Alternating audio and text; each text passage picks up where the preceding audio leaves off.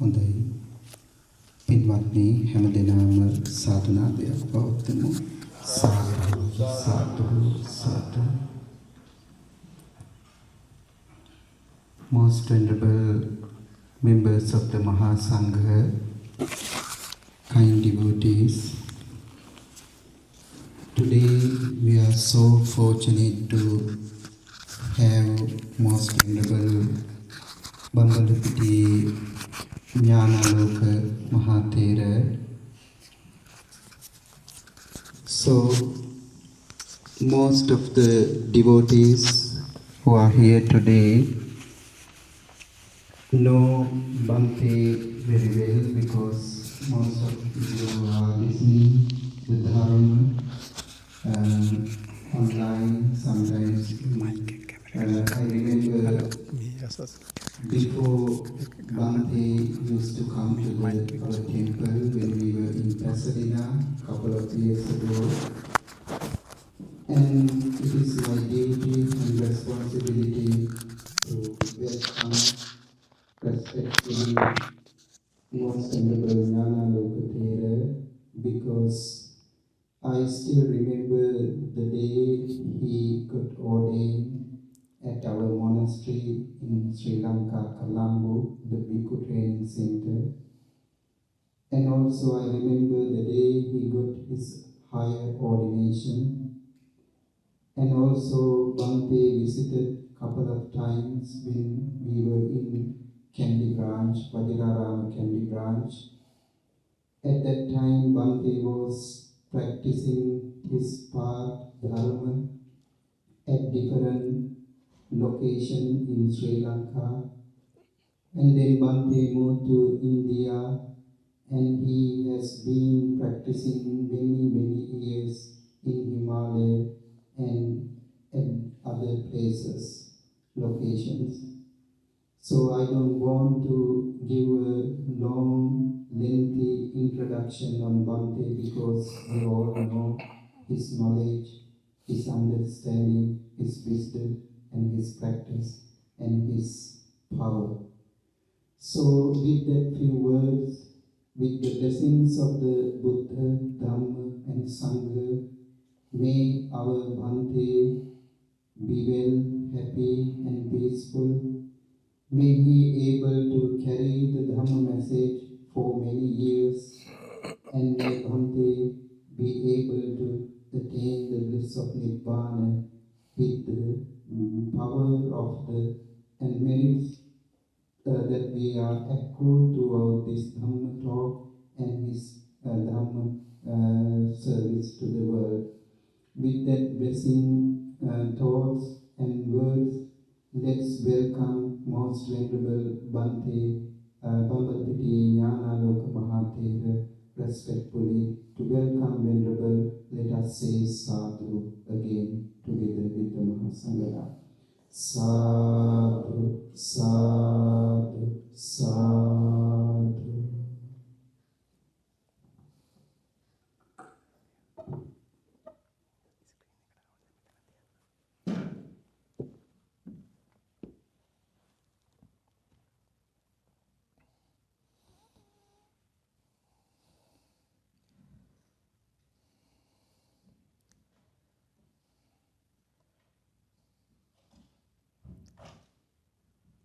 Theruvan Sarnai, blessings of the Triple Gem to all of you. And first, to our great master, the Sambuddha, the Dhamma, his teaching, and the Sangha, the Arya Mahasangha. And my teachers actually, who guided me, especially Madhya Mahanayaka Thero, Mahanayi. He was very instrumental in me getting all these things. So I've been very grateful to him. At a crucial point of my life where he just simply, not knowing who I was, what I was, but had a feeling and supported me. And many years back, when I was just a young yogi. And of course, my very senior brother monks. It's a very special occasion for me, especially because this Venerable Sir is the one, Dhammapitiye, is the one who cut my hair. That's a very special moment. I always tell that early morning, around 4:30, Brahma Muhurta time, and I never forget the feeling I had at that time. It was like you've been taken to gallows. Yes, it's not just imagination. So this ordination process, the whole sasana has that effect, killing you before death comes, so that nothing dies. So it was very interesting for me that time, and I'm always so grateful to all who supported me on that path. And my Vandana to Bantes, all other venerable senior monks, even if they are not here, and the Dhamma friends here who wants to go on this path or who like to really do something in life, or at least to know the secret of life, knowing that Buddha's teaching may give that knowledge. Initially, I didn't think Buddha's teaching gave that knowledge, because the type of Buddhism I saw with my parents and even in temples and all other places, it was like, it was more like, prayers and vows and, kind of culture. So we have heard like Four Noble Truths and so on, but there's no big thing about it, not too much logic in it, not too much rationale in it, just some explanation because of suffering like this. So I was not very, as a young boy, I was not felt very interested in that. But like physics and science was very interesting for me as a young boy. So, but there was this thirst to know what's going on in life. So I didn't know I had to speak in English today actually, because I prepared myself to come and speak in Sinhalese, because mostly my previous visits I have told that please try to don't make like the Islam, the Muslims. The compassion is for Muslims only. So it's like Buddhism or Buddhists also. It's only for the people who already have Buddhist teaching. So only thing we have not gone out enough or made it more practical. That's the main reason. So if that happens, I'm sure it's like some kind of food. If it's very tasty, people will just be drawn to that. So in this particular teaching, the taste is peace. So I see that the science to peace, the technology to peace, this was well developed in the Eastern world, much before the Industrial Revolution and so on. I had to practice my English again, okay? Because from after long time anyway, it will be good for me. I hope you'll get some points in this talk. Give me 2 hours. Just give me 2 hours, okay? So that I can cover some of the things. If you're really interested, if you're really interested to know, to do something in your life and really want to practice, actually my teaching is not very, whatever I'm going to share is not very sophisticated, complicated. It's very clear. It's some things I have experienced personally myself, and which I want to share. And the reason I want to share, because many years ago, I was invited to America as a young monk. Then I told, when I'm an Arahant, I will come. I meant it actually, because I thought, why should I come? What can I teach when I also have mistakes? And so I continued. I had some compassion. I must really help the people in some way, but then I must be first well established. So what happened? I went on practicing. And then I faced a near-death experience in Kailash, 2015, with altitude sickness. If you are aware of the, high altitude, you have this, you get altitude sickness normally, and sometimes we overcome it. So otherwise, there's no medicine. You have to just descend to a low altitude. So in this situation, I knew I'm going to not make it. And that time only, it came to my mind, oh, I couldn't give enough to the people. Let me try next life what to do. So this is how then I managed to overcome that period. Anyway, it's a long story how I survived. But anyway, that's the one. Then I thought I should have given something. Not necessarily I had to know everything. So like like you're going through a PhD, you already know the knowledge of Bachelor of Science, and the Masters also. So you can give that. So that's what made me actually to come and give the Dhamma in 2015, 16, 17. I came to the public at that time. And then now this occasion, after some years, but this is also a very special occasion. Especially I had to get that calling to do like this. So the corona came and then other things came. So I just continued my own practice. And some special things happened to me last 2 years back. Something that prompted me to again come like this. So do you understand my English? I don't know. It doesn't sound American, right? Does Australia is another accent, right? And then American is another accent. Okay. You understand it very well. I know you will understand anything what I say, even gibberish, right? Believe me so much. Anyway, but I hope you'll take this knowledge. I come to the point very immediately, I don't want to, there's not enough too much time.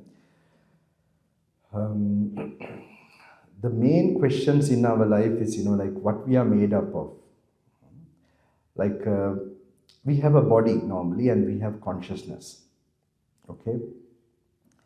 So, before I explain that, I will try to tell you a little bit of a background. Why the Buddha's teaching is so relevant and how we can find answers. Okay? Because the main question in the world is also about consciousness. It's like a mystery in the modern time, what consciousness is. So, according to Buddha and the Eastern philosophies, the world is defined in terms of consciousness.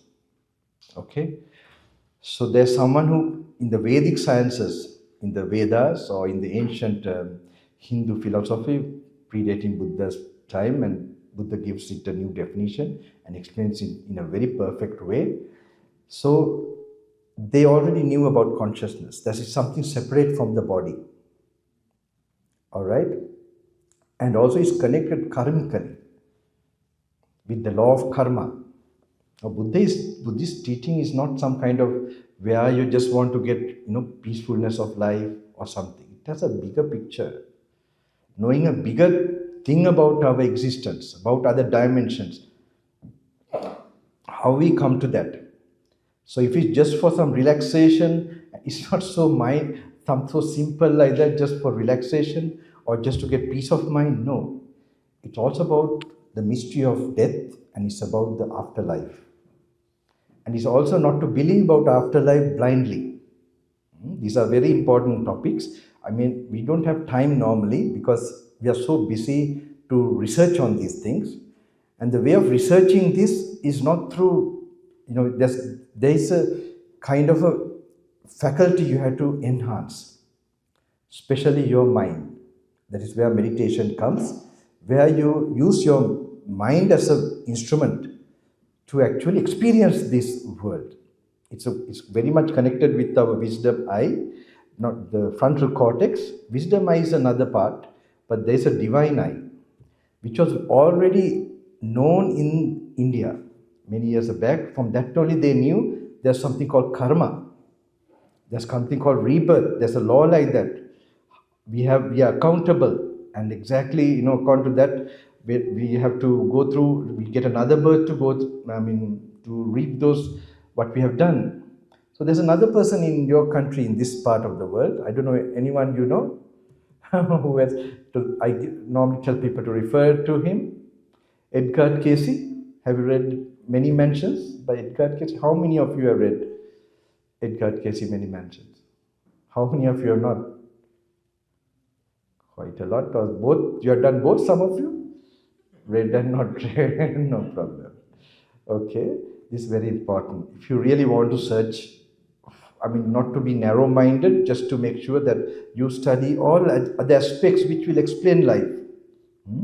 So Edgar Cayce, it was very interesting. He goes into an unconscious state, and then he's to sometimes people who have problems which are not solvable by any other means, he used to find solutions. And sometimes even poison was administered to certain diseases and all that.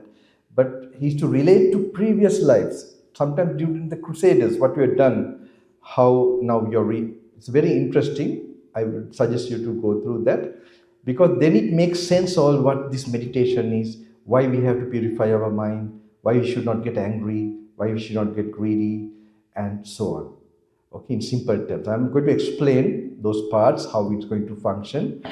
And I'm going to touch a deep point actually. I have one very specific message. Whether it will digest to you or not, I don't know. Okay, even in Sri Lanka or anywhere. This time I'm not going just try to give some knowledge. I'm trying to give you the highest kind of realization and what you should be doing towards that. We call about enlightenment and all that, and how to stop rebirth and the mechanism I'm going to explain. Hopefully I can, cover it up. Okay. So this is very important. I hope you'll have time to read Edgar Cayce many mentions to get a background knowledge just for your thing one day. Because I know even recently one monk came from Italy. Not a monk, I made him a monk, but I didn't know most of his background, and he told me he's doubtful about next life and about karma. It's fair. I would say even I would doubt what you don't see, what you don't have any other way to refer to. Of course you should doubt. We can't just believe anything. But I told him to get these books and find out whether what they are saying is true or not, and then whether it gives a better world picture. Just don't just be there, you try to search whatever knowledge is available and go through that. So anyway, I'm sure he will come across those things. So it explains also why some are poor, one is rich and one is ugly. All that it gives a lot of explanations, not blaming a God. God does exist also. According to Buddha's teaching, there are many gods actually, and how the God idea come also Buddha explains. That's another part in different sutras where he explains the cause of in different spheres how great beings appear, and how one time like there's suspension of these beings, and when they they are not aware when they first arise, how they get a thought that and someone had a wish initially, and then how those beings start to appear, and then they get the idea that they created it. So these things also explain. But I don't like it's no meaning just to get knowledge here and there. And it's nice to change your life to make your mind more sharper, and so that one thing you will experience peacefulness in this life, and other things you will see the truth about life as a personal experience rather than told by somebody else. So anyway, I will have to give you some this background, this thing. I was not well actually. I was recovering from a viral for 4 months. So this is my 4th program. Sri Lanka, I did the 3 programs, and then here, and we were in top of one mountain now. So we thought we should come down just to, I think I feel better. So I am this thing about, giving this thing to you all, because I need some strength physically and this thing to share some things to you all. So one very important thing is I want to share in this consciousness. I don't know whether you heard about Deepak Chopra. He explains a lot about consciousness, which is coming from the Vedic Upanishadic knowledge. This is also very good, because in this modern part of the world, consciousness is a mystery. It is still something like because the neuroscientists, they're trying to find that is something in the brain that is happening. It's a chemical function or chemical activity, or so but it's something separate from the body entirely. So as long as you have that main research in the wrong direction, this can never be found. So, but it was well known, body comes as just an instrument for consciousness to arise. Okay, I will explain that in a very careful way. So, but before that, I want to tell what happened to me 2 years back, to come again and give these teachings. I have been touching these things in the previous programs of a little bit, but now it is coming in a very full force because I'm explaining some of the main parts connected with the Buddha's wisdom part. All right. So in the before, I just told the background things that you should get, because I would like to explain to you all a way of life that you should be doing, and to recognize a way that which harms your intuition and what enhances your intuition, so that you will follow that way, so that these things become something personally experienced. Otherwise, they will not be personally experienced. It will be always an intellectual inquiry. So this is what my own life is, to experience these truths. That's why we lived in the jungle and solitude, because solitude brought that with proper knowledge and guidance. It brings you that awakening more. There's a lot of possibility. So this started first when I was in Southern Africa as a young boy, where when I was walking in solitude, but that time I was interested in theory of relativity, and especially connected with that, I had some ideas. It will be long for me to explain that. Maybe we see in the questioning time I might explain. It gave me also way to know that there are other dimensions, that that other worlds do exist, because the dilation of time, that's something in the old text. You see that 1,000 years on earth is one day, like in one of the heavens, and such weeks, such months, like that. So you have the other higher going on in that particular order. So that looks fairy tale, just if you have it on the side, only read that alone. But when you know theory of relativity, close to the speed of light, the time does slow down. And that doesn't mean that when Einstein found, then only this principle started working. It has been always there. He only found it. So that helped me to pass my exams, actually, because I had belief in other higher worlds, and then sort of predicted those days. I didn't study. I was only thinking about these things. So then I used to tell this old story: English language, English literature, headings. Actually, I predicted the titles that might come. So that gave me like a kind of a beginning in this research. But still, the ordination or anything, nothing like that, the Buddha's teaching didn't become very clear to me until, based on this, I had another experience where, that was when I was going for walks. At that time I was applying for Princeton, in fact, and MIT, to do astrophysics, thinking that that astrophysics will give me more answers. But that's the time where I had this thoroughly, like, everything like just changing and dissolving. It was in a single thought, and there it was very clear.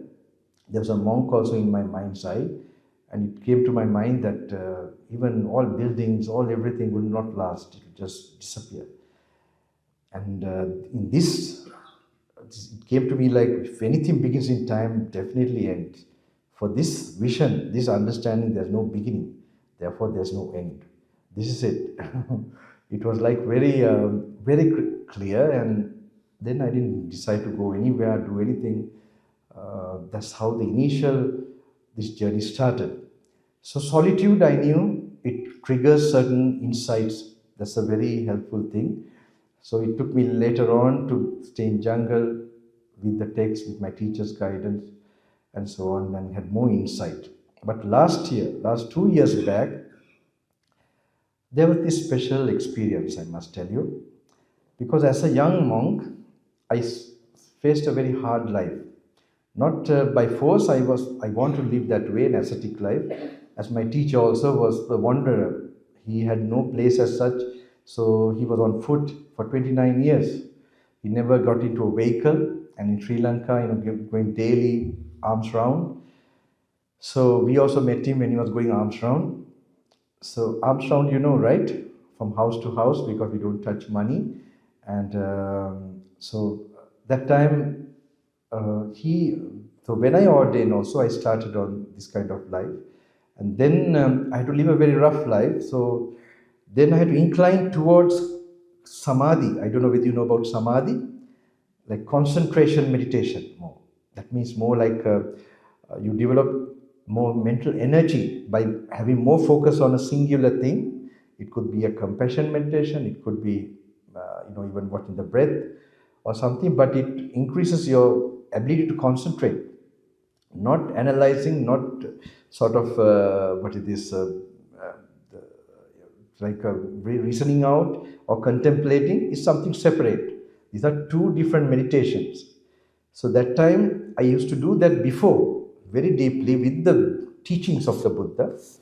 But when I became a monk, when I had to go very hard way, then it went more towards that concentration meditation. Okay, and in that I was not feeling the heat or cold or any hardship of the physical body. So I got more addicted to that. So what happens when you get more addicted towards that calmness and peacefulness more? Your thinking gets diminished. Your reasoning and contemplation becomes this thing. But normally there are people who think too much, they are restless. So there has to be that balance.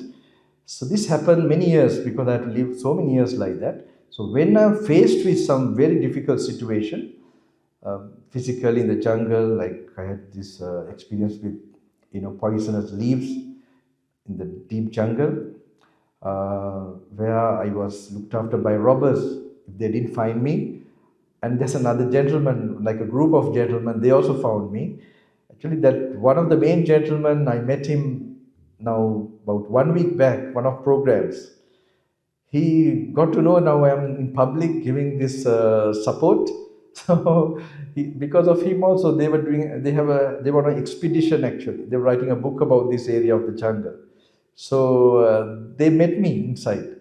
So they gave me food and also gave me some direction through their maps. And they also called me back to come with them, but I was very young at that time and very, very spirited. So I left and I had a very tough time. And that's the time I met these robbers, and they are the ones who looked after me. Actually, meeting a human being in deep jungle is like a blessing because they gave me food, and there with the pain, physical pain, I noticed you can't develop that concentration meditation. Okay. So there are, like we have already trained, we have to look at the feeling, observe it, not trying to escape from the feeling, just to face the feeling and to watch it. And then when you're watching it, you see more truths about it. And there itself, you begin to lose the feeling of it. When you face the feeling, you begin to lose the feeling. So that's another thing that we have to train. So that I experienced, and I saw the power of contemplation rather than just calmness. That was one occasion. But these things happen when I had a difficult situation because it worked rather than trying to come to samadhi or concentration. So it went on like that. So I knew I must bring the books back, read, contemplate, which I did as a young boy. But it went so fast because when you're in samadhi, time also passes very fast. It fasts very fast. You don't feel bored. It's like you're very high all the time. You know what I mean, high? Which kind of high is it?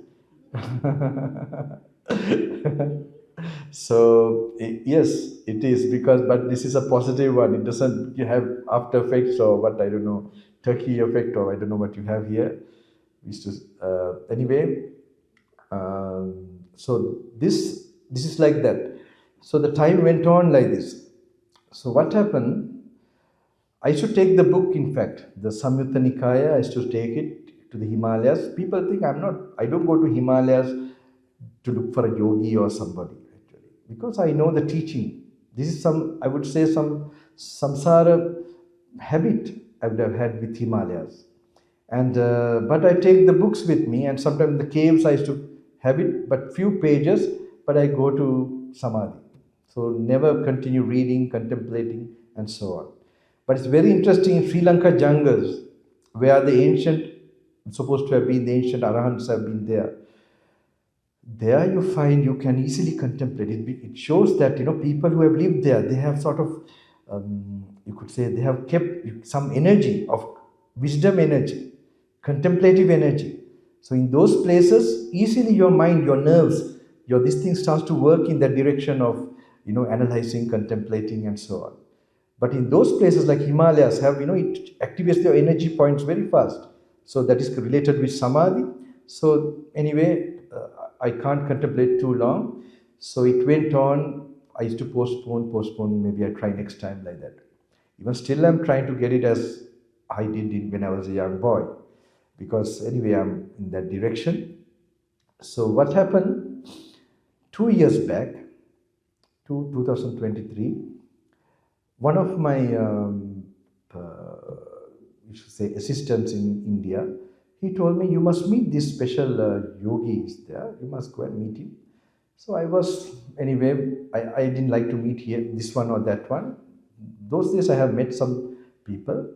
So then I did meet this particular person. Now in India also, so much materialism is there that people are having skepticism about spirituality, about monks, whether they have any power, because you see today monks or any other way, they're too much externally, directed. They have no time. They are not focused enough to, like go within to get that enough power within them. So it's going more towards like external world. Same thing and they're hearing also things that are not very, very good. So in India also they don't have any belief. So but at the same time there are certain not monks, they're actually like renunciates, like sadhus, who have come up, who have somehow gone into some forest or some Himalayas, and they have come up with some power, not necessarily Nibbana, but I would say it's very commendable, because in these modern times, to show something beyond material world and to prove it to the people in a very tangible way. So there was such a person like that, lakhs of people coming. What he does is like he actually calls people by he calls them and let them sit down, and he has a board like thing, and he writes something. Just tell sit down and write, and then ask what's your problem, and then what they used to tell, like I have this cancer or this problem, that problem, and then he shows the board. He has written all the problem and some solution also. So this way, such a person in India could, and he has put this into YouTube. There's like a small village, and then all India, and now very big people too, all over, they all coming to get his blessings and support. So anyway, my assistant, always tell me also, he called me, he's an Indian person, he tell me also, you do some kind of miracle, Bhante. This is his aspiration. I say a lot of miracles are happening, you're not noticing it. That's all. So he's so fond of this kind of thing. Anyway, he has been for a long time my assistant, so I went there. And I will cut short the whole story. Lot of people, lakhs of people, but anyway, he just was drawn to me also, and then he took me to his home, and he did the same thing, that writing thing. And after that, I used to meet him. I have no way, through phone or anything, but he used to just come to me and meet me whenever I go.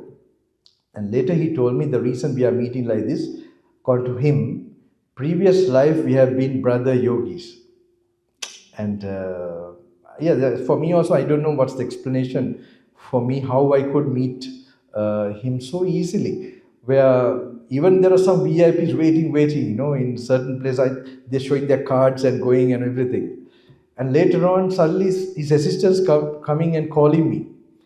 And to see, I thought the VIPs would have gone already. So they're like chambers, it's a very interesting place, like chambers. To see the VIPs are already in the chambers, and I'm passing them. They are not still gone to meet him. So I thought maybe hell is also like this.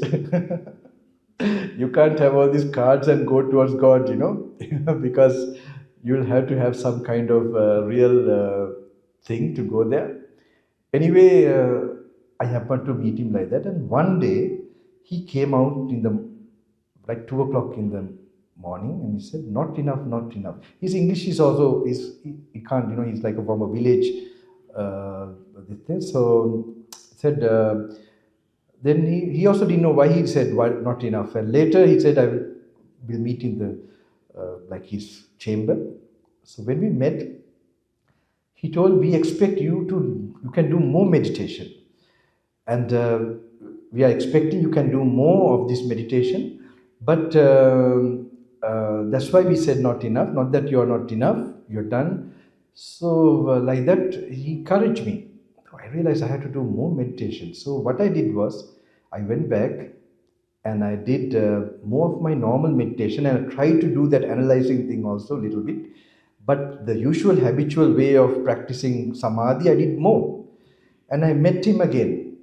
So it was like he was somewhere there, a lot of crowd, and then he asked me, when did you come? I said, like in Hindi language, Kabaya. I said, I just came in the morning. And then looked at me, and I told him, then I just looked at him and said, how is my meditation? Because it's like I want to get an affirmation from him. And he looked and said, not enough. I will explain. And in the before, that time, like 50%. Still, it was 50%. So we met. And then when we met, he explained to me, your samadhi is good, strong, and but your know me meditation is not enough. The closest way he could explain was how to lose your ego through, that is through analyzing, contemplating, seeing the real nature of our being. So this I know, when he said like that, immediately it is regarding with the Buddha's, the main teaching of wisdom. So that I'm not reading, that's the part he's telling me. So reading and contemplating. So he said, know me meditation, because know me meditation is the closest word we can use in southern India. There's someone called Ramana Maharishi. He's Ramana Maharishi is the one who said that actually the body is not mine. But according to Buddha, consciousness is also not yours. So we'll come to that. Okay, I might explain all that, hopefully. So according to that way of analyzing, the body is not you, to know that. So he knew that, know me meditation. So he told me, you have to do this. So then immediately I knew I had to force myself to read these books. So what I did was, I think you all have been seated already 1.5 hours or 2 hours, I don't know. If you feel this thing, get up and you can sit down. Okay. Because so what I did was I went back, I got the books. By force, I left all that samadhi practice and I went fast, read fast. I knew what to cover actually. There's one called Kanda Vagga, what my teachers told us, those days, and Salayatana Vagga. So this entire section where the suttas that made those days the Buddha's disciples arahants. The main thing that makes them arahant is through the no self realization. Okay, no self is not imagined. No self is realized. There's no really self. It's a conditioned phenomenon. So anyway, cause and effect phenomena, that whatever rises. So anyway, this I happened to. What I did was, then I went and forced myself to read the Kanda Vagga. And I went back. 80% the meditation has developed. I was very, very, surprised. And I didn't do it slowly as I did those days, but fast I read it, not too much understanding also. Then I knew there's something in the brain that happens in terms of wholesome states, more powerfully, more strongly with this analyzing, contemplating kind of literature, rather than, how much you stay calm for so many hours. So this is one way. Then I read the next part. I went back again, and the Salayatana Vagga, the section continuously, 120%. So, and he also told me this is the highest meditation. If you do this meditation, he said, we'll have to search for you. He encouraged me so much. I know he will not do. His life is very strongly with another part, blessing and all these things. That part is there in me also. Because I can understand now we would have been brother monks, in the brother yogis in the past lives. But definitely he would have noticed that I have gone on another particular, I would say, how do you know, about, because he doesn't practice that.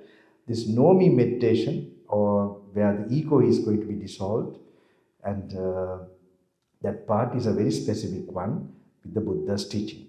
Okay, not that it's going to be dissolved, your ignorance about it is going to be dissolved. It has always never existed, but we have never been aware of it, that it is not ours. Okay, so that awareness has to be, that's a meditation where you cultivate and develop a faculty to realize this. So that's how made me come and start the programs and everything. It was 2 years back. And that's the interesting thing about that also, because 5 years back I have written something with a meeting of some similar guru or yogi like that. And actually he tells that I would start this ashrama and systematically teach these teachings, especially start the ashram. So which could not imagine 5-6 years back, because I was like a wandering monk still. And it's interesting, sometimes I showed this, what I've written, to people who didn't believe in karma, especially young people in Australia. I remember just to show that these people can see the karmic pattern. But someone would say soothsaying or something. Soothsaying, I don't know, kind of, predicting the future, something like that. I don't see like that. It is actually patterns of karma, how it arises. Some have some intuition or awareness of it. But that is the divine eye. That's a part of the function of the divine eye. But there's the wisdom eye, which stops the karma. Not see the karma, it stops the karma. Because it makes you see the reality of life and makes you desireless and dispassionate. So passion, desire makes you have karma, makes you have thoughts and words, deeds with intention. Okay, we are going to come to that. So that becomes karma. And that will be a cause of our next types of consciousness we are going to get. So that, we are going to, it's like a cycle that goes on according to Buddha's teaching, and then we have to stop this cycle. That's the main purpose. That starts with how we start to live. So one thing, I don't know, there are not much young people. Okay. Because in Sri Lanka, I'm talking about how to change your daily life, daily routine. First thing is to find another type of happiness. Like I define 2 types of happiness. One is where you enjoy the sense pleasures, okay, and they are immediately experienced, but internally it increases your craving, okay, because you allow a desire, and it doesn't, like, it's like drinking salt water. That's how the senses work.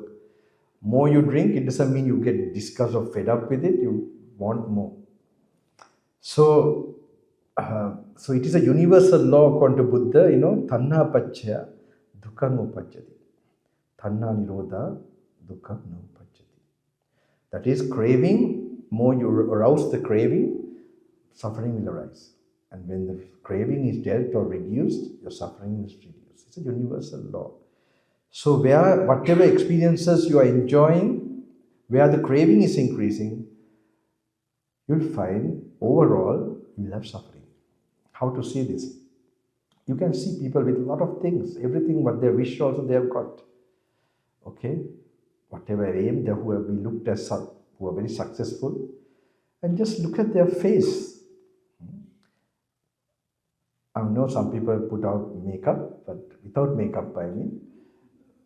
But anyway, just look whether there's actual happiness, actual peace, that at least one could sit down in one place, satisfied, just be sitting only, doing nothing.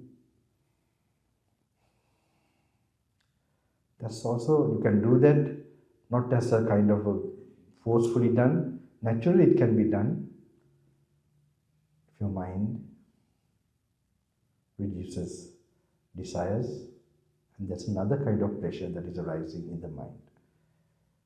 So this other pleasure is just temporary, and then it increases your craving.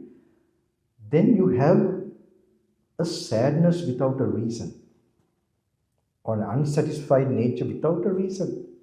There's no reason, but you feel unsatisfied or unfulfilled. That sense is experienced. That's the majority. So there's another one, another feeling, another way, where you'll be disciplining, and slowly, you will be not only just disciplining your senses or what you are experiencing through the senses, and also channeling that energy to, you could say, higher states of awareness, consciousness, a way of looking at the world, where desire is, you're getting more desirelessness, dispassionate, you get dispassion, and in that direction also you get a feeling. And that is, we normally call in the Pali, Niramisa. And more you experience that, you begin to have happiness without a reason. That's very important. Happiness without a reason. It starts from giving, for example. You give something which you like, generosity we call it, okay? And in generosity also we feel that happiness. So that is like gone in that direction. If you go more and more in that direction, then there are people you can see real joy in them, okay? So it ends up in wisdom. That joy ends up in, when you begin to see the secret of life, that's a joy. Very difficult to get it. There are moments where you intuitively, even about that this body is not me, or your consciousness is not me. These are personally experienced through the teaching or anywhere. There also that joy will come. But that is a very tremendous, it's not like, a tremendous means it's a very subtle, and it will burn your inner impurities so much in your consciousness. That is a permanent this thing. That's what sainthood or saintliness starts to come, where there's no sense of illusionary sense of self or idea of self for things that are changing. So anyway, these two experiences are there. So we have to choose, we have to channel, we have to begin to, if you want to start this journey, we have to get into that journey of, going within us.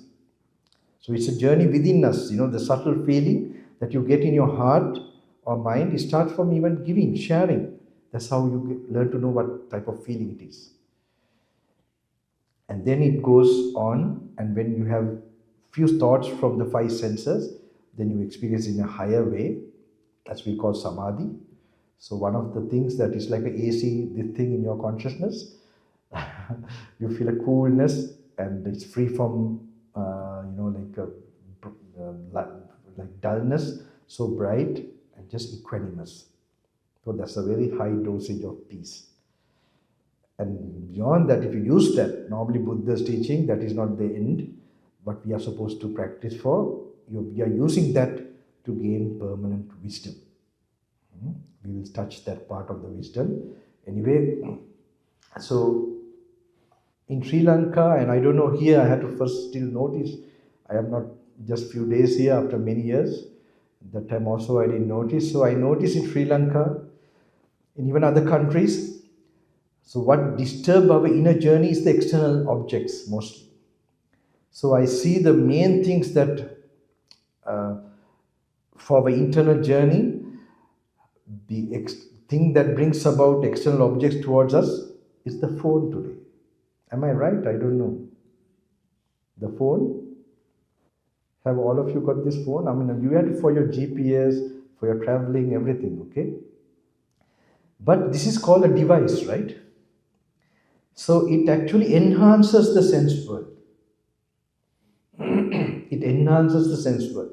If you're really serious about going internally and the thing, you'll have to minimize your obstacles towards that. If you want to talk about it, that's a different thing. Then it's very helpful because so many teachings are from different teachings are there, and that's very helpful. But if you want to go into subtler feelings, subtler perceptions of reality and evolution about you, if you want to evolve yourself to a higher being, and the human being is capable of, then we'll have to slowly protect the instrument or the organ that makes it happen. That's the brain. Especially the frontal cortex. We have two things mainly operating: the reptilian brain and the frontal cortex. So it is well known that in the more the reptilian brain is active, the frontal cortex is damaged. Okay, and especially with strong emotions, especially like food and sex, these things where the the reptilian brain is so strong that the frontal cortex. That's why we have so much rules strongly to protect from this, so that you will not damage this part where you're going to use it for your higher experiences. So the phone, I would say, I don't know this. I noticed that especially like short videos and all that. I don't TikTok, and it's so addictive. You so much dopamine. So you have more dopamine. This thing. So that's another kind. It's not like drinking wine or beer or some kind of thing. This, if you're all the time with it, then definitely there's some problem. So if you don't change in those directions, especially I know that so one has to know the danger, the damage from that, and then if you're addicted just for your work, then you have to limit your work. But it's very difficult because you'll be postponing this for tomorrow. So this is another thing that, so to break that also, I have noticed one very important exercise is early morning as you get up. Don't think it's a simple thing. What you really want to achieve in your life, you find people who are very successful, they are doing it knowingly or unknowingly. Early morning when they get up, they don't start their work. They just seem to have that empty mind for a short while, maybe 15 minutes, half an hour, and sort of remember the things that are very important that they should achieve. Okay, so that they're telling to your mind about this is going to change. It seems simple because it all starts how the brain is wired, how the mind is wired. So if you can start off in the morning, don't get up, don't open your eyes. I do another practice. I didn't know that, but I find even billionaires and all who have become successful, they have done this. Somehow they have, not knowingly, I'm sure, that they used to just don't wake up immediately, and then they would say what is most important, and then that like postponing has stopped in them. So they are productive. They achieve what they have sort of put their mind to. So I'm telling, it's no point becoming a billionaire or anybody, because it's not a good place to tell, right? California, Los Angeles, I don't know, where Hollywood is all there with a lot of different values. But one problem I notice is that, all these people who have achieved like that also, they go to intoxication so much. Have you noticed that?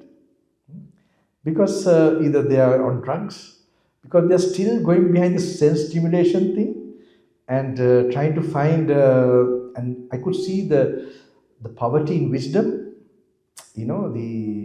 That is a very big poverty you could find in wisdom, regarding life. What is it like, to know that actually something about, in broader sense, about life, and that I think is very much lacking. So which was very rich in Eastern world, because they even had a lot of ways of preparation for death in the Eastern world. Pilgrimages all were done to clear your path, to release the soul very easily to a next life, knowing all this mechanism. All these rituals were made and all that. And even when someone dear and close is lost, don't go to psychiatrists or some kind of who have some kind of counseling. There are so many other means to get peace of mind.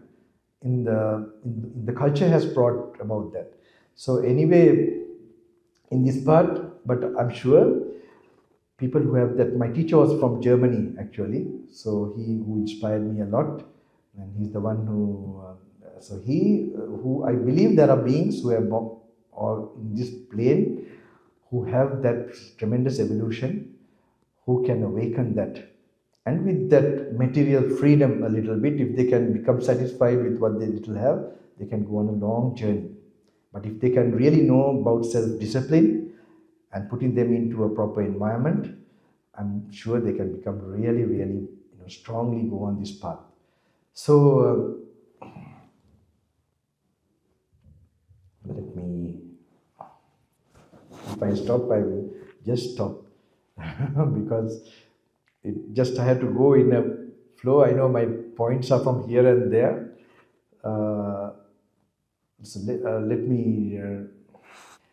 So that is very important point. I hope you can understand. Before when you get up, just lie down. If you really postpone, your life is going on like that. Try this out. I don't want you all to just spend days and years not achieving what you want, what you put your mind to.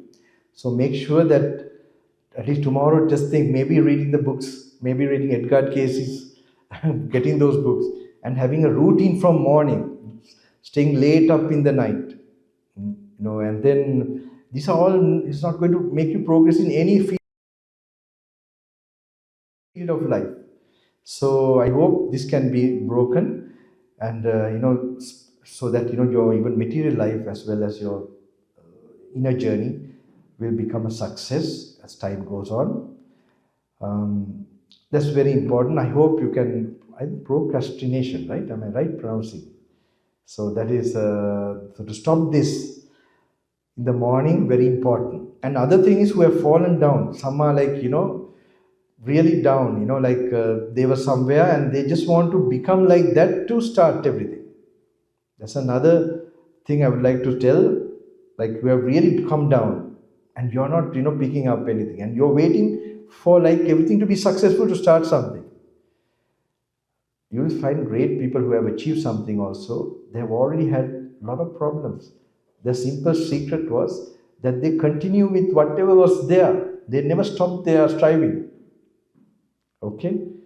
So these are very, I think, small pointers, because we must not get, we must learn to go in a positive way on this path. So wait a minute, I must... So the other thing I must tell you, I must explain to you about this, I normally explain, is that you have one of my, actually, Somahamdru, we had a very inspiring, our very senior brother monk. He gave a lot of inspiration to Sri Lanka mostly. He had no time to go other countries. Made it very practical. He passed away. He didn't stay long also. So he was like a very fiery, very inspirational Bhante. So one day he used to explain to us, one day he told us, I never forget, that when you get some emotion like anger or aversion, certain chemical reaction happens or hormonal reaction happens in your body. So he talked about this adrenaline. Okay.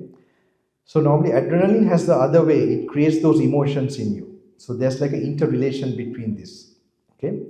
So he told me then, if you have peaceful emotions like positive, or like even chanting or prayer or something like that, something also should happen in your body. Then he named it minus adrenaline. So at that time it came to me another word, actually Ayurvedic word, about ojas. I don't know whether you have known this term. Ojas, tejas. Ojas is a very subtle kind of a substance which is created when you actually opposite to our negative emotions. When they are created when they happen in our mind, then this substance is created. Ojas. Normally when you do more meditation, it is created. Meditation is related with more dispassion, wisdom. So when wisdom is created, very interesting, tejas is created. Tejas, these are more subtler than ojas. And normally this substance goes to your brain and opens up areas of the brain which are not opened up yet and get deposited. And that substance, that thing that gets deposited, or the part of the brain that is awakened, it starts to create those thoughts. So the initial creation of the thoughts is difficult, but while it's created after that, it's like starts to have a kind of supporting cycle. So when this happens a lot, especially with devotion, concentration, discipline, when these things are practiced, this will start to work. And more it happens, it changes your body. It changes your body. It makes you more magnetic. It makes you charming. So I tell them, you don't have to, those days I used to tell, you don't have to apply Nivea or, I don't know, I had another this thing. Actually, I saw in a pharmacy, I was sick, so I have been visiting pharmacies a lot last few, this recently before coming also, like a vitamin, something, antigen, one kind of thing, I thought it's some vitamin, I was trying to maybe take it for myself. So with my assistant, I was there in Sri Lanka to see it create shine in your skin.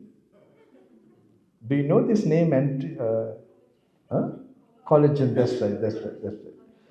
So I thought whether I use it, then my devotees will get tricked, I thought, how can they dupe this, this shine of the skin? Because shine of the skin is connected with character also.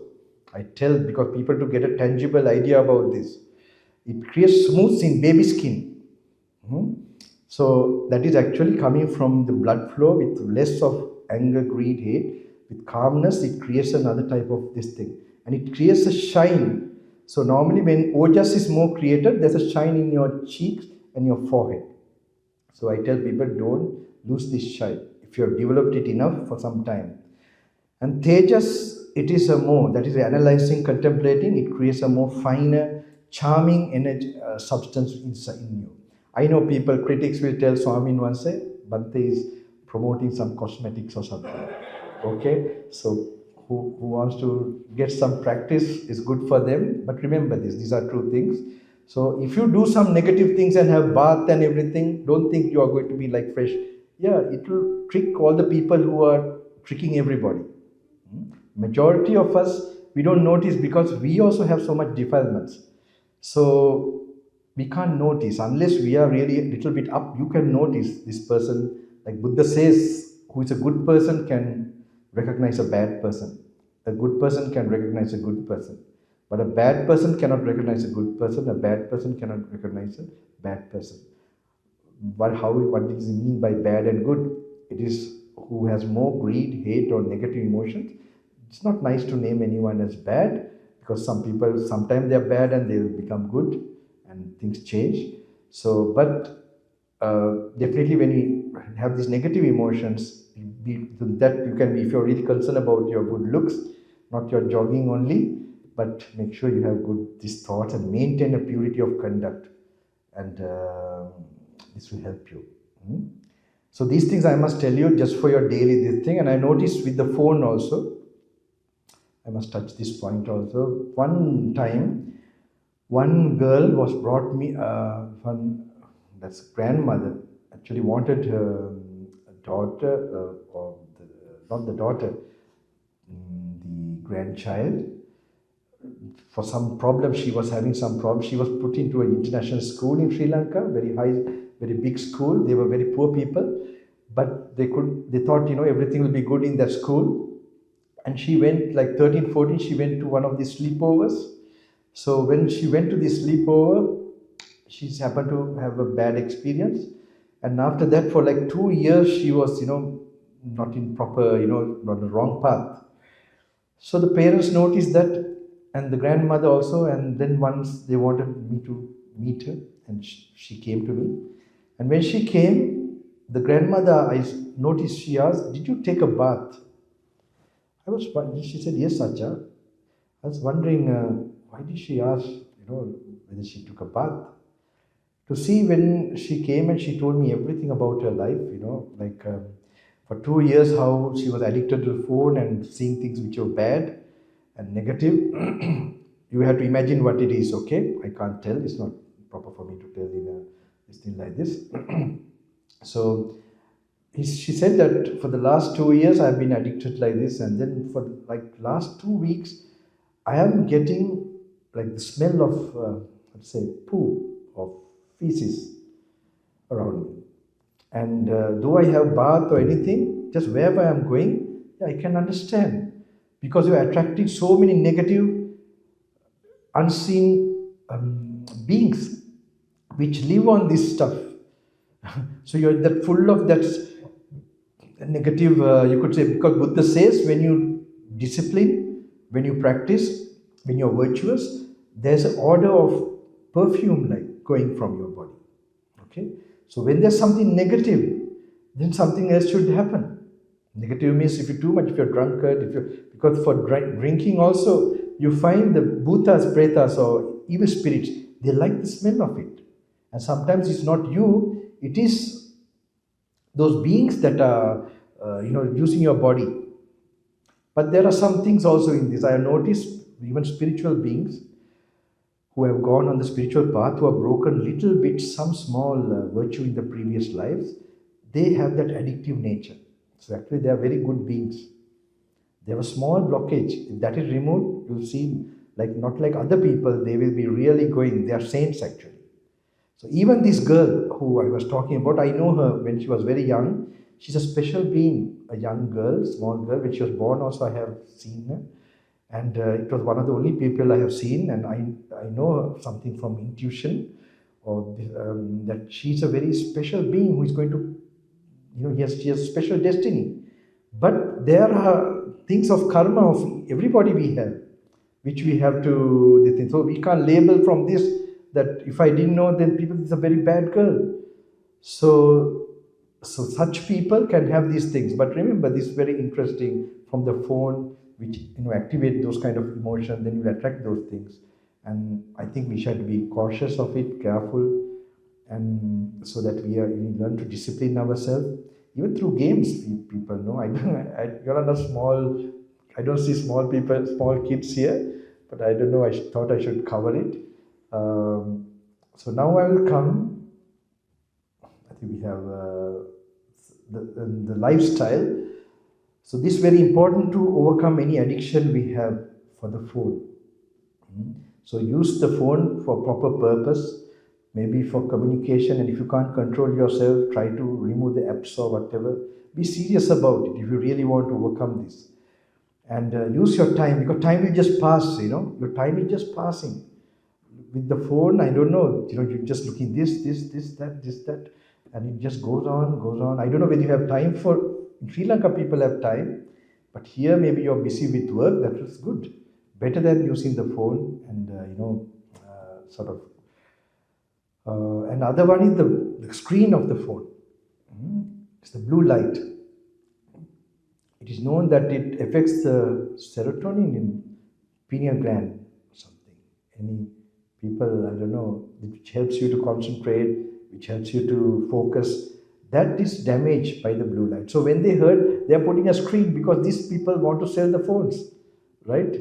They're telling they're having a screen for the blue light. So, but by the time the damage is known, you're gone somewhere else. So make sure, be careful on these gadgets. Your life is too precious and too short to, just let it go like that.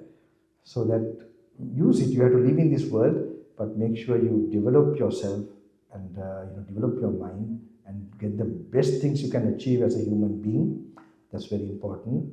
You must do that.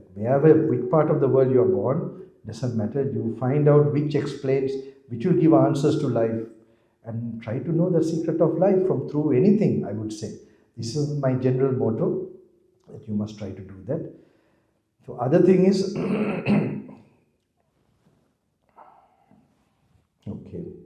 So I told about, the danger of these things and the blessings I told also, okay. So the other, now I go to very important point about consciousness, the Buddha's main teaching regarding what we are made up of. So I told you not Edgar Casey, because what's his name, Deepak Chopra, he explains about consciousness very well from the Vedic teachings. But the Buddha explains the cause of consciousness, how the consciousness arises, and how it will never rise again also. So to remove the cause, there's no being, no master who explains that. So they are called the 12 links of life. Have you heard anyone? 12 links. This is a very, 12, the link of life, link of existence, I would call it. Not life is not enough word, but this is it gives the full explanation of this, our being, of what is this whole existence. So it's one part is coming in the consciousness. Okay. So what is this consciousness anyway? We know about our being unconscious. All right. We have a body sometimes. We can be clinically unconscious. Okay. So then what we have? We have the flesh body. Okay. How do you know we are conscious? Say someone hit you to the point where you became unconscious. And then how do you know when you become conscious? You slowly see something and maybe recognize him also. Okay? Because then immediately, like in colors and pictures, okay? So it's like your eyes, then maybe you immediately get some feeling, as a pleasant, unpleasant. Of course, unpleasant if someone has hit you. And you recognize and then react. Maybe you want to then go away or you want to run away. Okay? So that's called reaction. All right. This all in consciousness is happening. So these are called factors of consciousness. I will make it in slow motion. For example, you have the ear and an object, sound waves. All right. So this is the material part, aspect of this thing. So the sound waves are there, the ear is there. All right. So these two are there. There is something called an attention, initial attention that comes. With these three, there is something called the contact comes. Okay. When there's contact, there's a sensation that goes. These are all in the consciousness. Until that initial attention is just material part only. Okay. So you have the ear and the sound waves, for example. This is material part, and there's the initial attention. It's called manasikara in the Pali. The slight attention, then there's something like says happen. That's the consciousness. Immediately in the consciousness, there are factors of consciousness. There are some things like building blocks of what is inside it is sensation. And there's something judging the sensation as pleasant, unpleasant, and neutral. That's called perception. And when he says pleasant, there's something that comes reacting with greed. When it's unpleasant, perceived as unpleasant, with hate.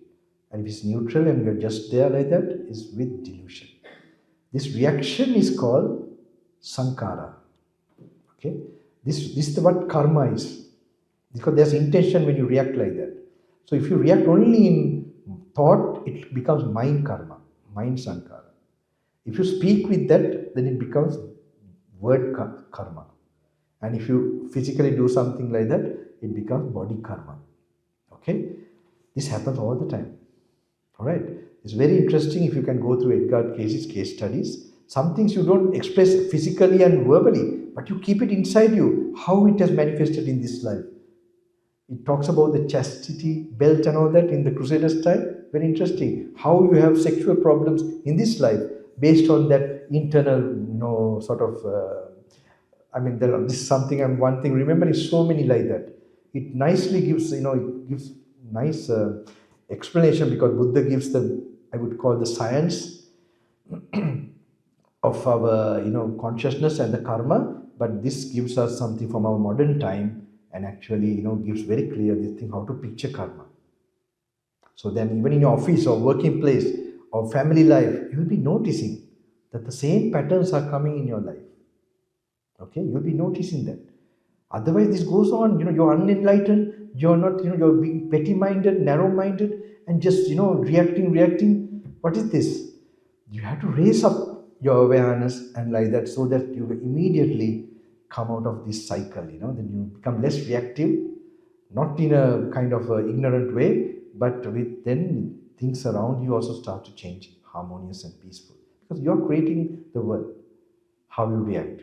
Even in this present life, less you get angry, less people will, if you really don't get angry, I told about one aunt, I don't think I should, these old stories, some of them feel bored to death if I repeat these things. Because who have listened to this, but anyway, this I am coming to very important we have to cover. So this is clear how consciousness, there are 4 factors.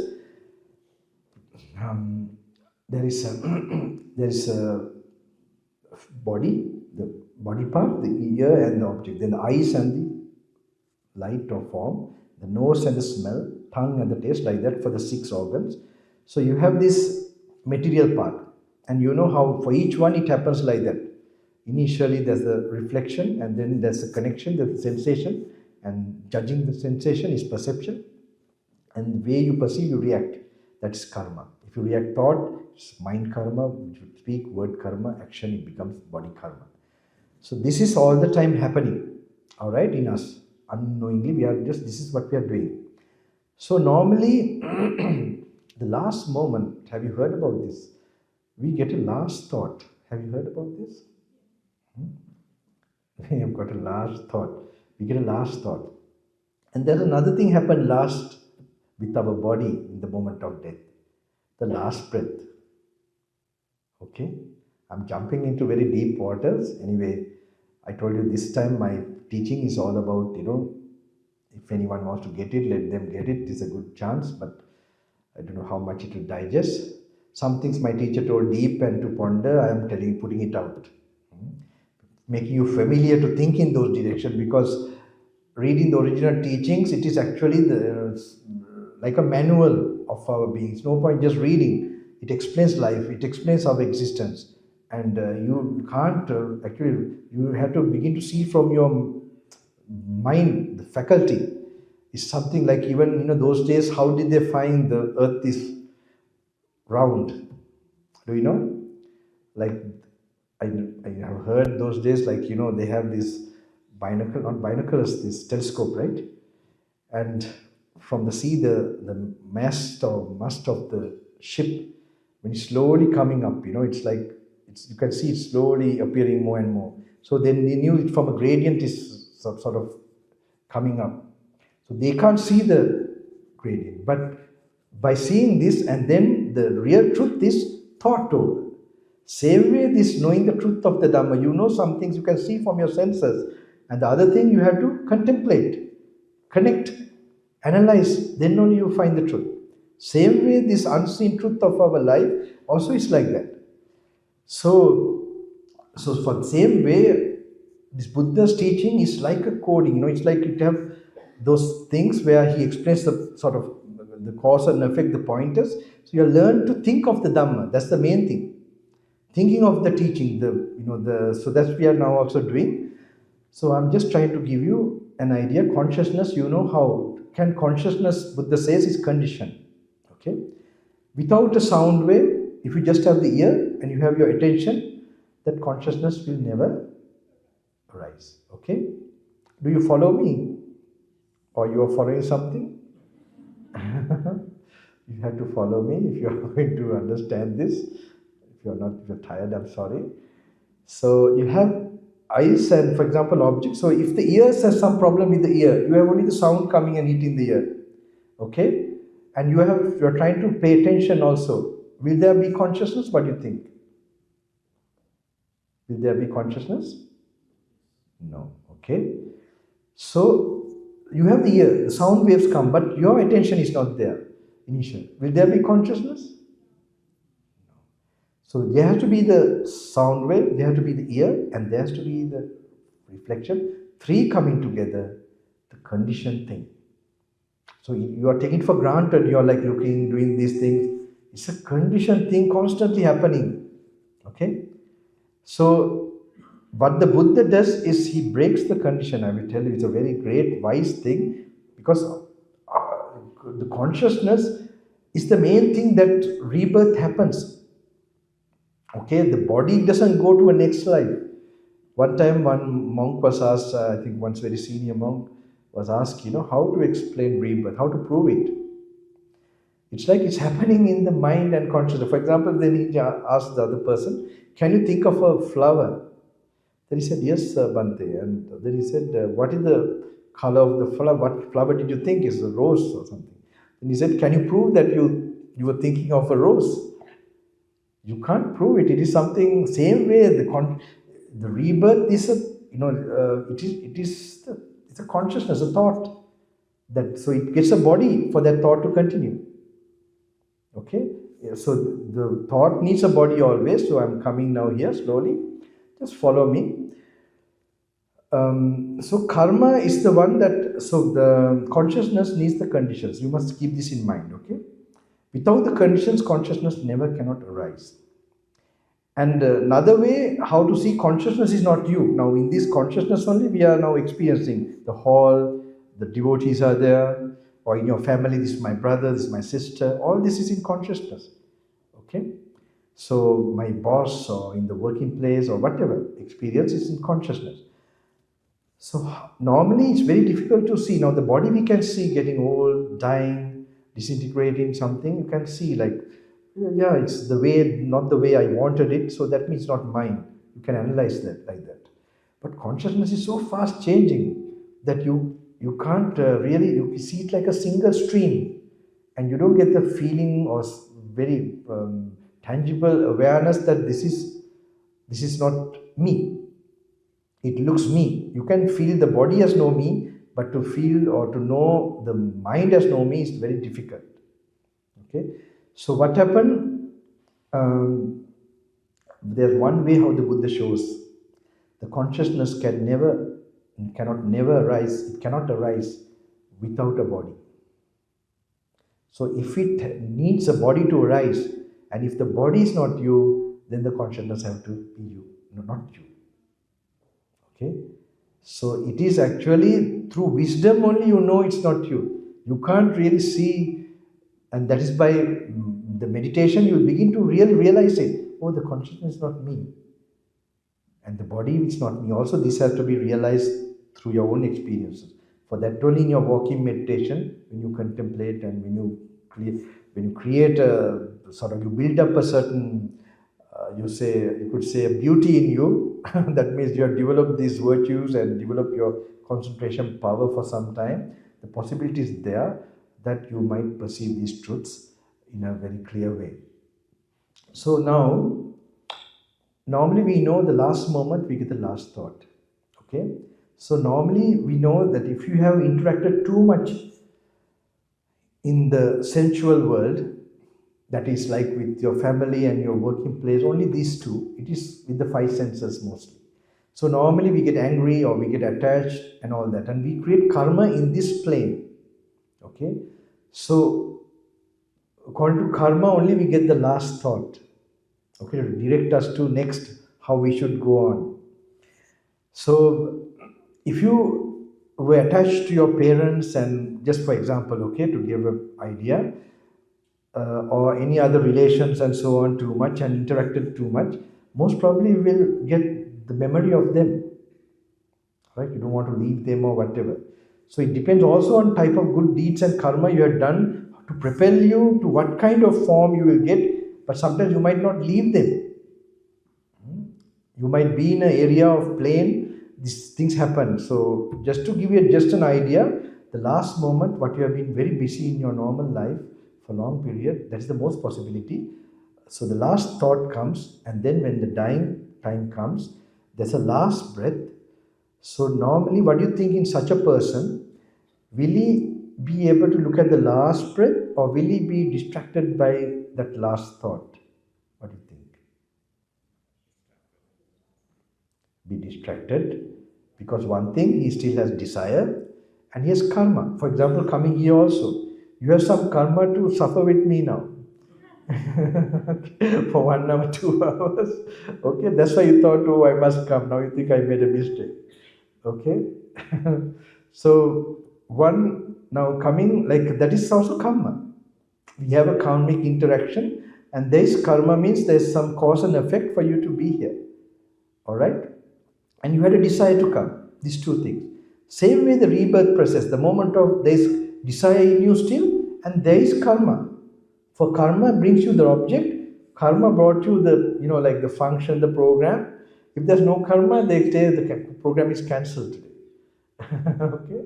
So just to get an idea how you must picture the rebirth process, you have that karma still with you to work out, as well as you have the desire nature.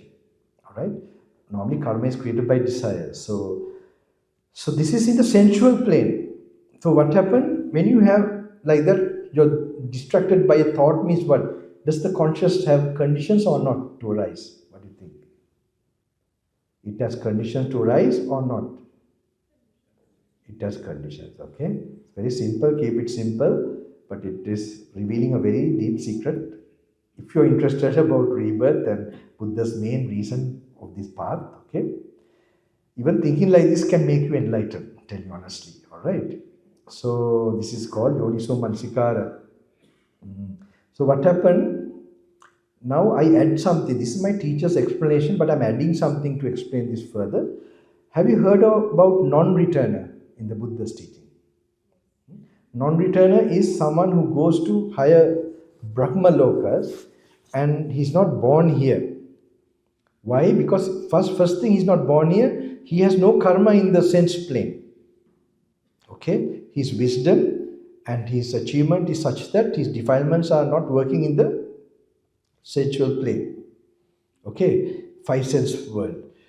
But he still has desire for meditation, for example, for samadhi or equanimity, peacefulness. It's a feeling. It is a neutral feeling. We have three feelings: pleasant, unpleasant, and the neutral feeling. So it falls under neutral feeling. So now when he's dying, when he's passing away, he has no desire for the sensual world. He has a last breath. Do you think he can keep attention to the last breath? What do you think? It's not a multiple choice question. Learn to think this. I'm trying. Now is the time we have to, it's not all the time for peace. This will bring permanent peace. What do you think? He has desire still or not? He has desire. He has no desire for sense world, but he has desire for anything else?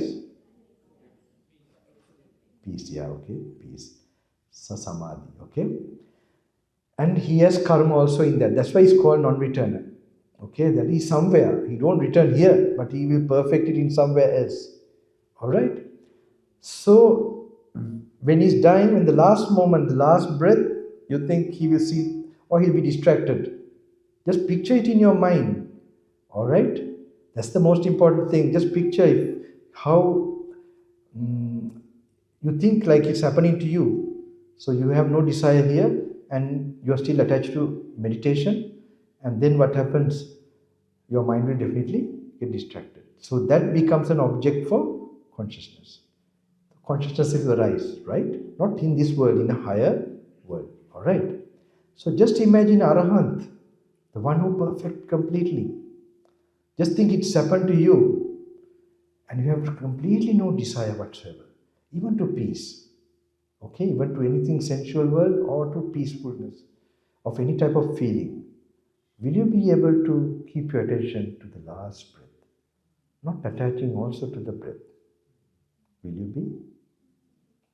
Just picture yourself like so. If you keep like that, then will there be conditions for consciousness to arise?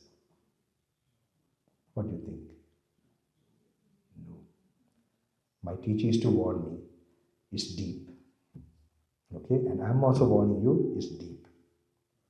Alright?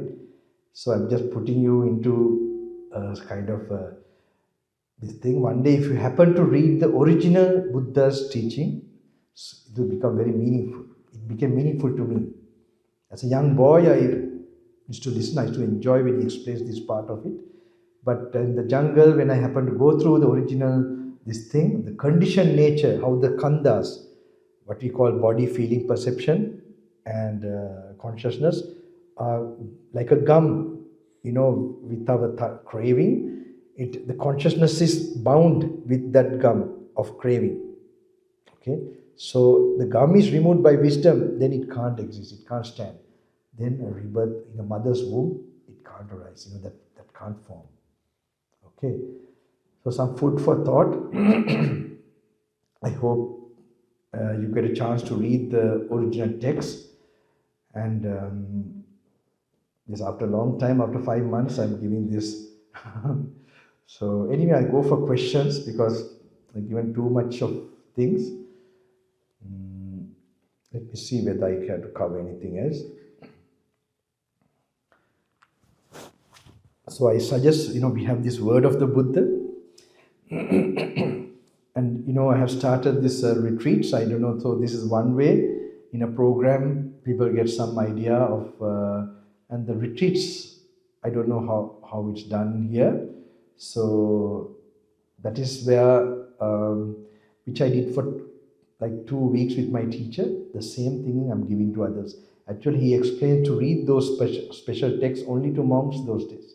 When monks come, he tells, read the Kanda Skanda. If you want to attain the sainthood or this way, read this thing. So now I'm giving to lay people, anyone, monks, so that all get a chance to try it out. If they have karma, if they, there's a possibility that they can, we all must attain this. So it's not sort of leaving it to only monks to do it, but it is there for any yogis, anyone interested in meditation. I'm sure they can all achieve this if they, get this thing. So as retreats are going, that's my main this thing.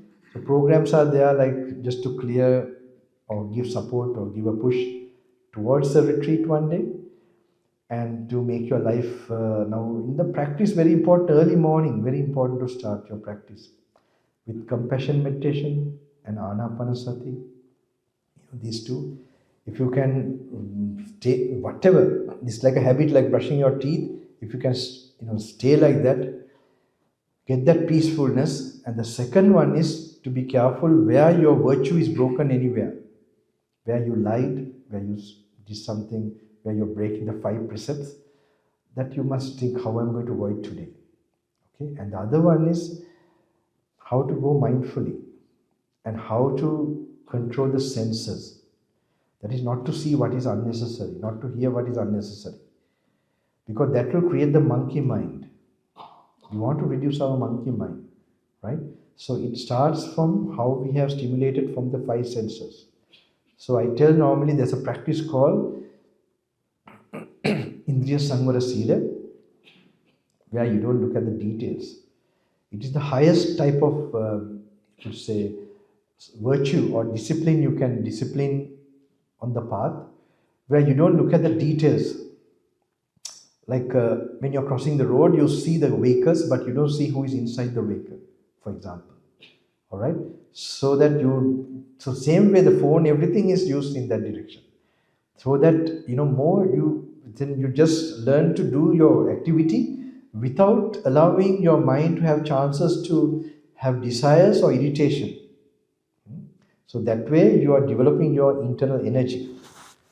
And when you are developing the internal energy, you have that, I told you, happiness without a reason.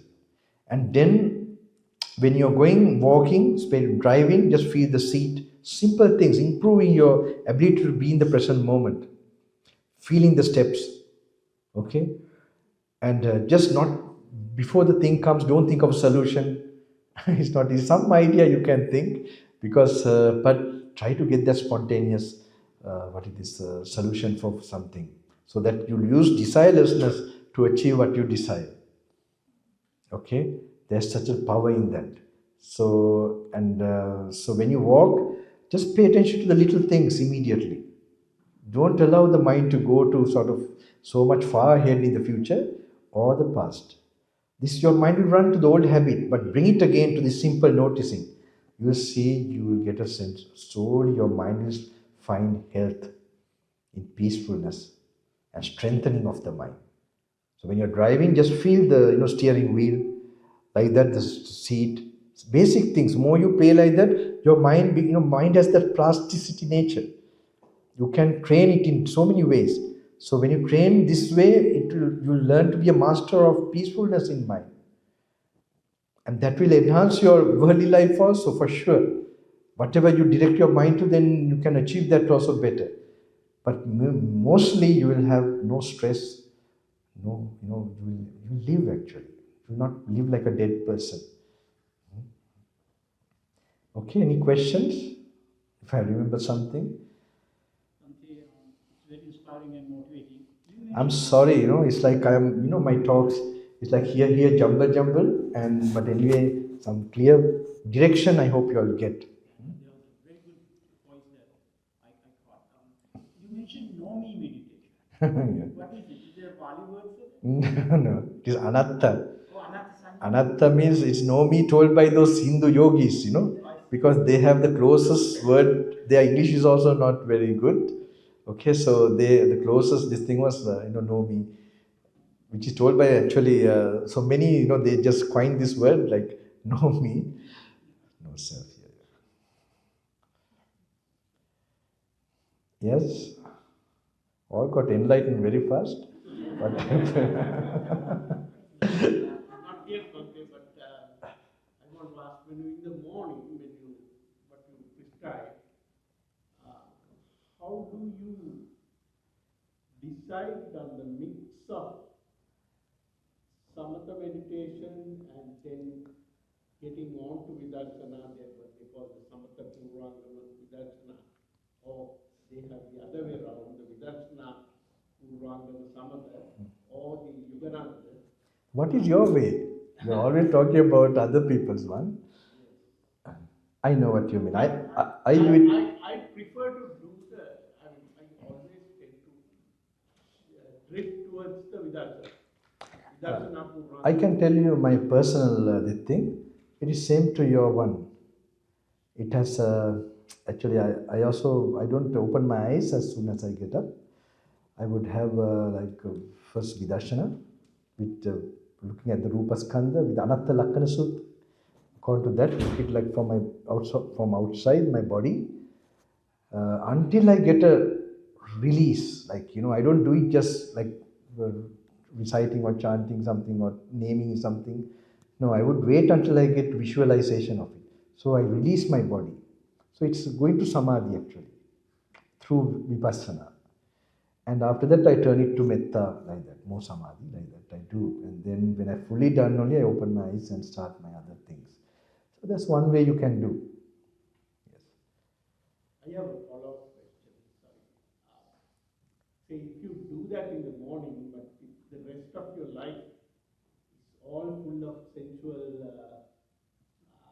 input and dealing with sensual stuff, how do you now, from time to time, you might get 1 or 2 minutes or 3 minutes in your life, and if you can elaborate a little bit on the technique of doing it in day-to-day life.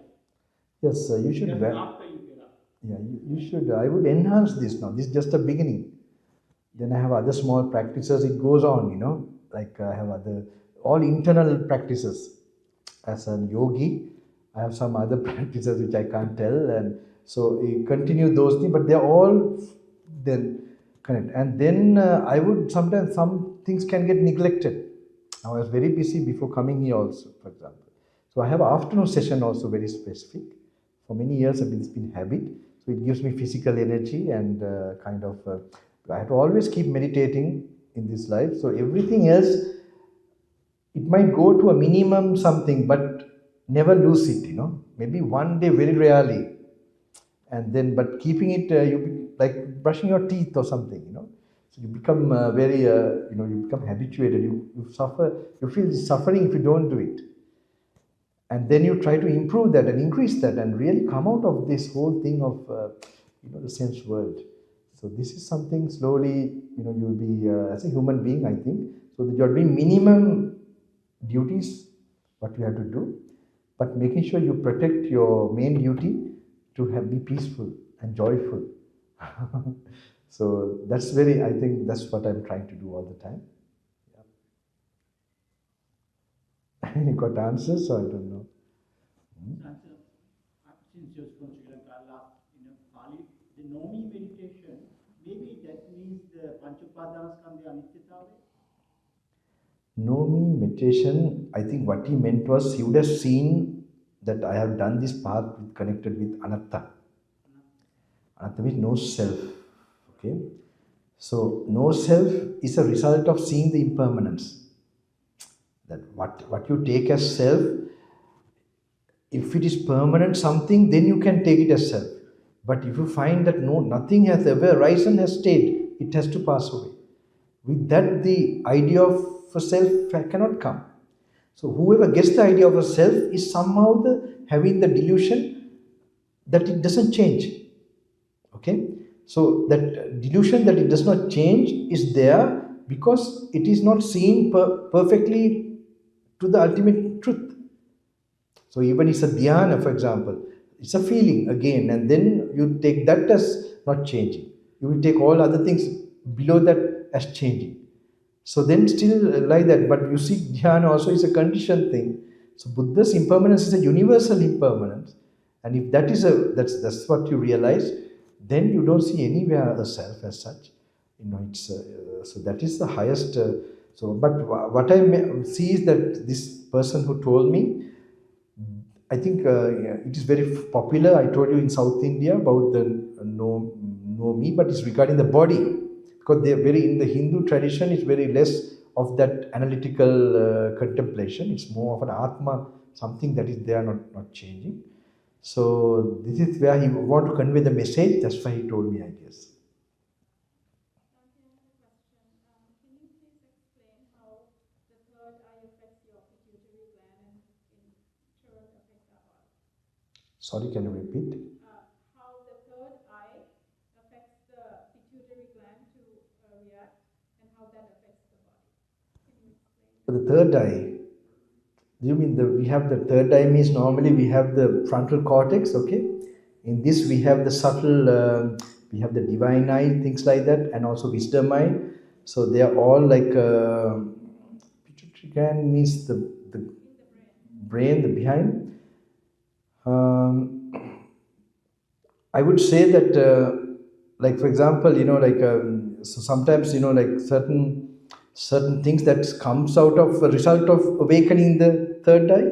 If you get exposed to that, it will stimulate that, okay, and it will, and definitely it has a positive side to your body. So there are certain things like who have awakened that, their sound, their form comes in contact to you also. Then it can activate in you the same this thing, and then it can definitely have because all these here the energy, I mean, or the things that happen here. But if it is unnaturally awakened, also is not good. It has to go with a certain level of dispassion. The good energy field is awakened with more desirelessness and dispassion. So it should be a natural process also. So, but doesn't matter if you are exposed to positive. That's why sometimes when those things are activated, you have negative feelings also coming from the other side suddenly. So it has to go in a way how the level where you can handle it. Yes, it will definitely. You have to awaken this so that it automatically, these things won't arise slowly, slowly. Definitely, definitely. I'm confused with my answer, but okay.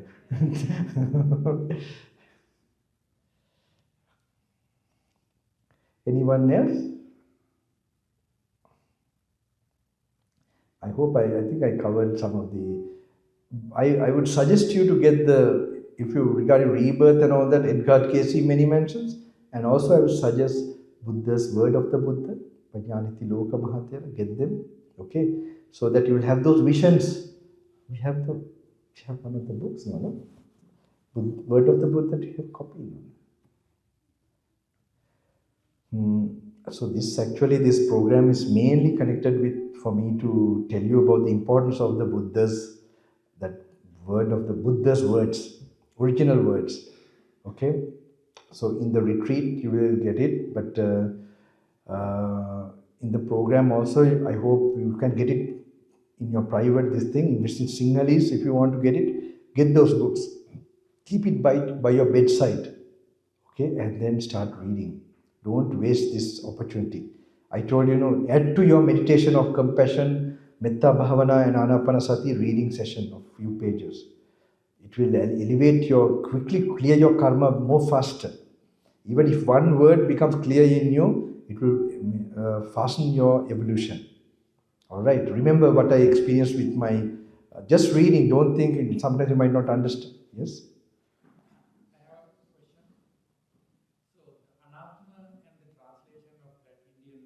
Know me, I thought that it can give a wrong impression because the Atma is that like a body is not me, but it doesn't mean that there's no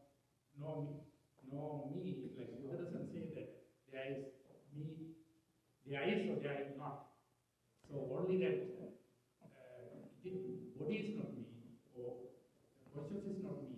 Kind of like you are dropping, that's the way I understood. Yes, a negative. Dropping piece by piece. But doesn't say that there is or not, because if you go into that, you get stuck with who is getting you and all that. Yes.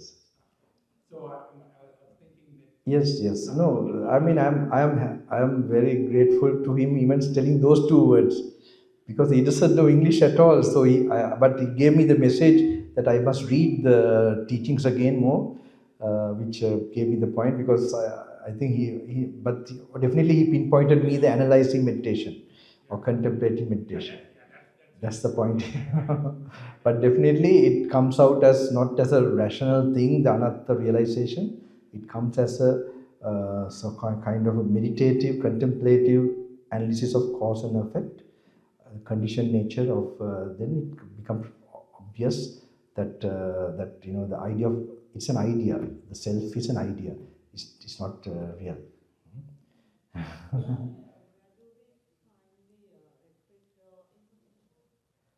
I think it's actually the Monisha. She's the one who's arranging here.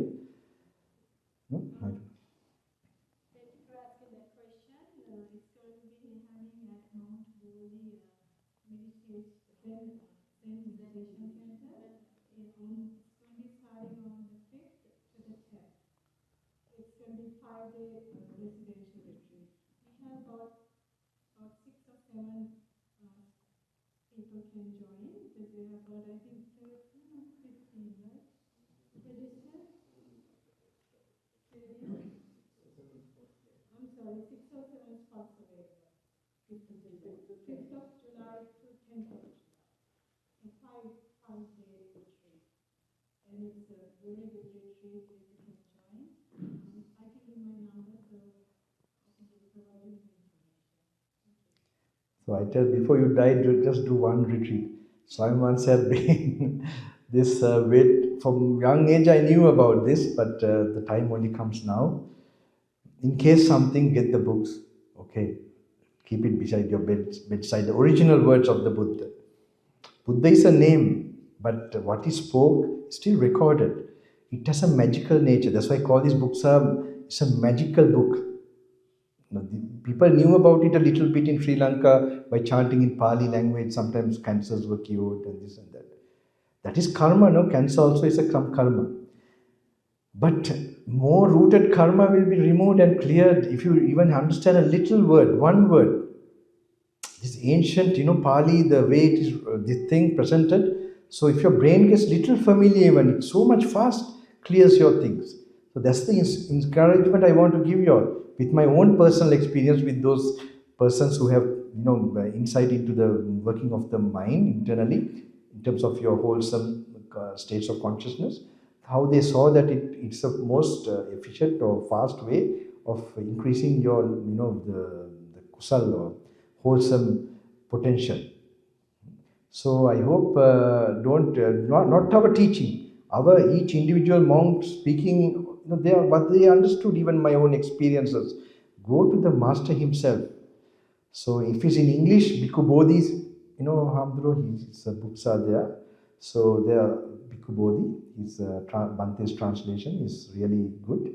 But smaller books like, Word of the Buddha by Gnanaloka, handy book, where you have, I will try to do, I hope I have I don't have an English book. Buddha Vachane, Word of the Buddha. Come on. Come on.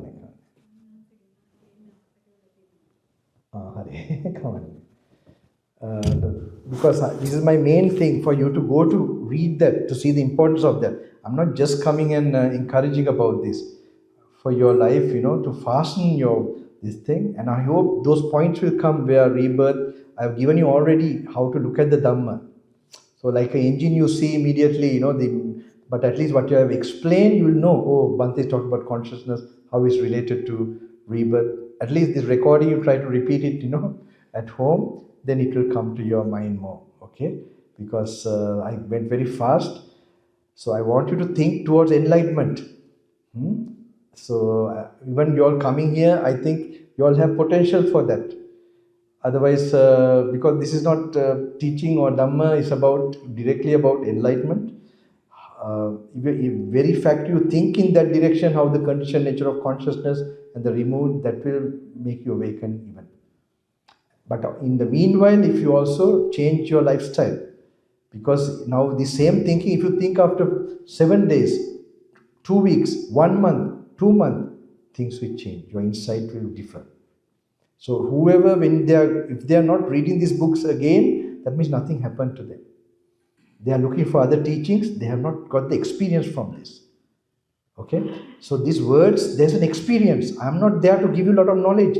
I'm trying you to guide you to experience the Buddha. Because this is, it's good for, otherwise people will tell, what is this Dhamma? Buddha, Bante's teaching is like, 8th grade maybe. Someone has told this also. When they saw the book, because they want very complicated explanations of the, I see where they are getting complicated, they have not realized, nobody. No. Because there's a big difference between knowing and realizing. So this must happen. Buddha also valued, he told, who sees the Dhamma mentally. That time, Buddha's time, even the Devas were telling sadhu. For it's a different thing by like just accumulating so much. It's also good, but important to realize this, so that you become a saintly person and you become you overcome these defilements in actual reality. My last question. I know you have done a lot of practice. You practice the Dhamma, and since you are a monk, you have learned the Dhamma. But for lay people like us, I can read and I can learn, because Buddha's Dhamma is like the ocean. I can read until my last breath. But how much we should balance, how much Dhamma that we need to learn versus how much we really have to practice in order to become a soul. Yes. I told you, like, just the word of the Buddha. It's a very handy book. So you have the main, like, how to look at in terms of the 5 elements and so on. And like that you can watch yourself and start the journey in your, as a meditation object. So that is there. And then you can add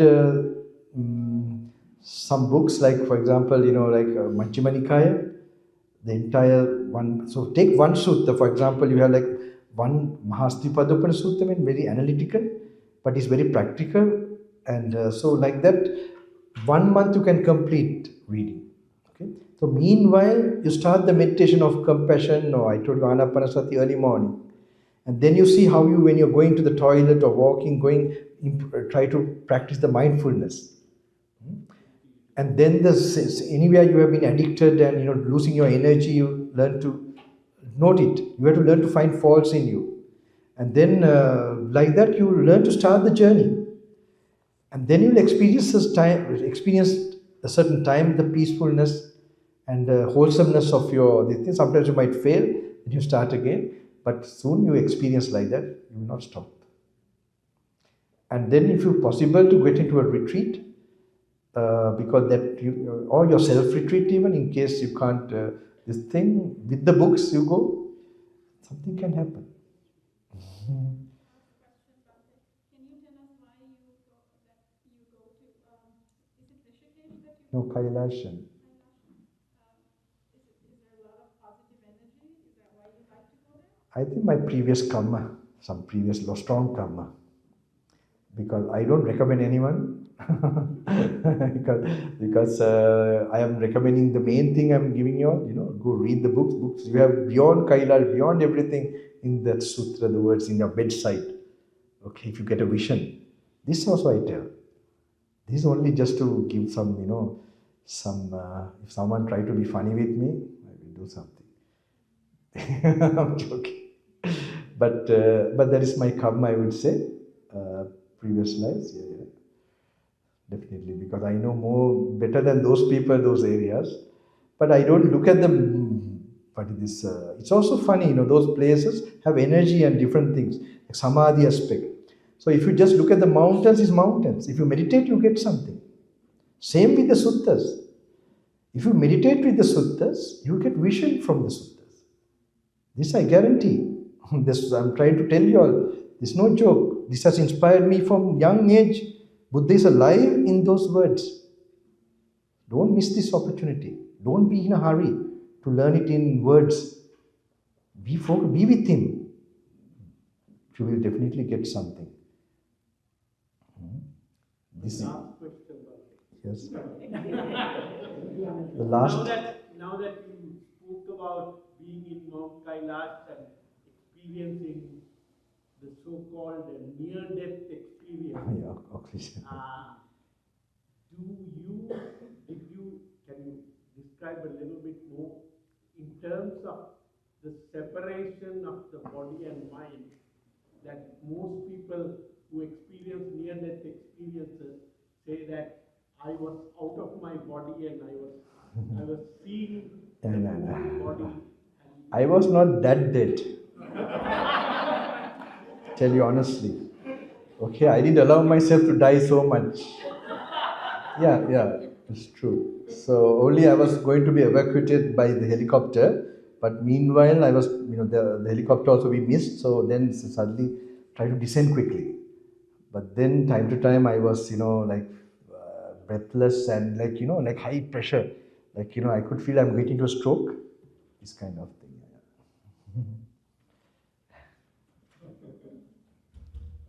I don't know whether this is disrespectful. I'm just wondering whether you have attained any stages. Very good.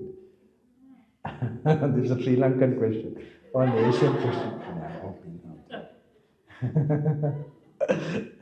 My teachers told, even if we attain something, don't tell it to ourselves. Even just continue the practice. That's here. So I'm also in that kind of this thing, because we don't know. I can't prove it to you. I might tell you, ask someone else also has Bhante attained that. It's an unanswerable question actually. But anyway, your honest, sincere way to ask is okay. I have some very comedy type of things happen in this questioning thing. Because in Sri Lanka, some will not let you, if you have been in jungle, this and that, they expect some kind of special thing has to happen to you. Yes, sure, I think so. What have you been doing all this time? So once, he was persistent. I don't see them at all now for many years. Maybe he attained something. So what happened, he asked me, Bhante, have you attained, what he said was, yeah. Someone say you attain arahantship or something. I said, no, what did you say? I don't know. I wish I could, but I don't think I have attained that at all. He said, no, they're telling, then I have to really force him and tell, do you think I lie about that? Then he said, then maybe you have attained anagami, the second one. So it goes on like that, so I don't go into this. Anyway, maybe I have put some shine, some. But at least you must know when you're going the good path, you'll become more magnetic, more beautiful, at least to encourage yourself to practice. And that's very important. I hope for that you'll get some encouragement and don't delay in that. And don't worry, if you're really attained something, you will know, but we might also misunderstand some insights and all that. So it's not healthy better to be in the direction of practicing and just enjoy. Even if you have some experience of clarity, you take it as it was clear, but you will not name whether I attained this or that, or try to ask somebody. Even if someone tells you, I don't believe that person, because they're not directing you in the right way, as far as I know. Yes. Earlier we talked about consciousness and the mind related to the brain and things like that. But in Abhidhamma, we also learn that consciousness comes from the heart. So how can you explain more what the brain does as far as the consciousness? Yes. I am explaining consciousness in terms of how the Buddha originally spoke with his original discourses. So just I told you the main thing was the conditioned nature of consciousness. In the Abhidharma, it explains a little more detailed, different way. So I think it's important to keep it simple, so that the wisdom can come up in. If you think too much, that intuitive, this thing might be blocked. So I tell normally you have to first make your mind to not to think, and then the thinking must happen. So just the enough thinking, that's why you learn to now, okay, for example, we have this book, we'll quickly do a little bit, okay?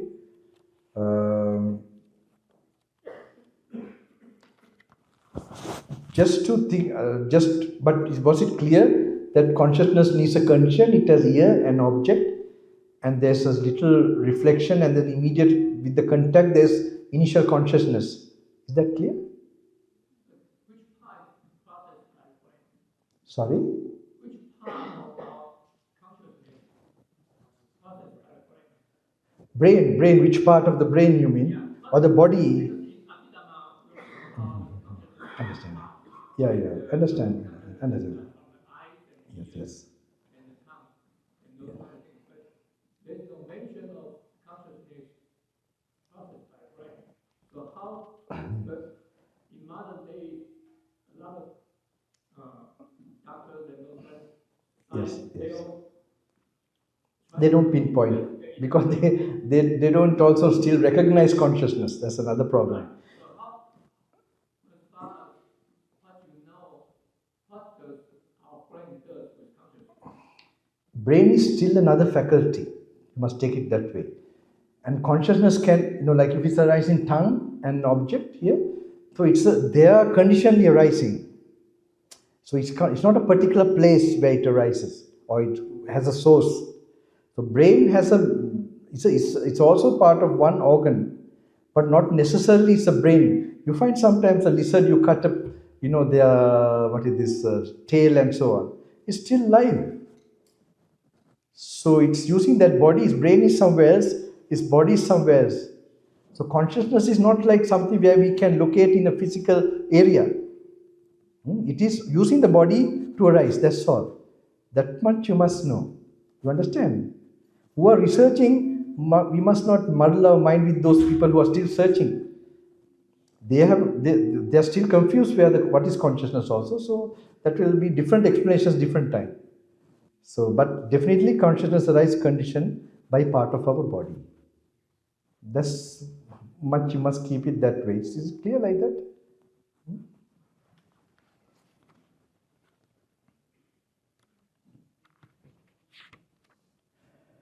This is the book I'm telling you all. You must try to get it, okay? If it's in English, it's easy. English translations are very clear. Do this, okay, if you really want to do something in your life. And Word of the Buddha, and then there's also Bhikkhu Bodhis, there are a lot of translations. Try to get them, whatever you like. That's your journey starts. That's your meditation starts with the map. So when you do that, if you are familiar in Sinhalese language, Sri Lankan language, there are Nadi Mahali translations, that is done in soft cover. But if you can think and read in English, it's very easy. All right? And because the translations are very clear, but make sure you do the meditation, read. Do these two together, everything will happen. All right? Mukadda? Yes. Better means it's a very clear translation, and Sinhalese, if you are familiar in that, then Nadi Mahali translation.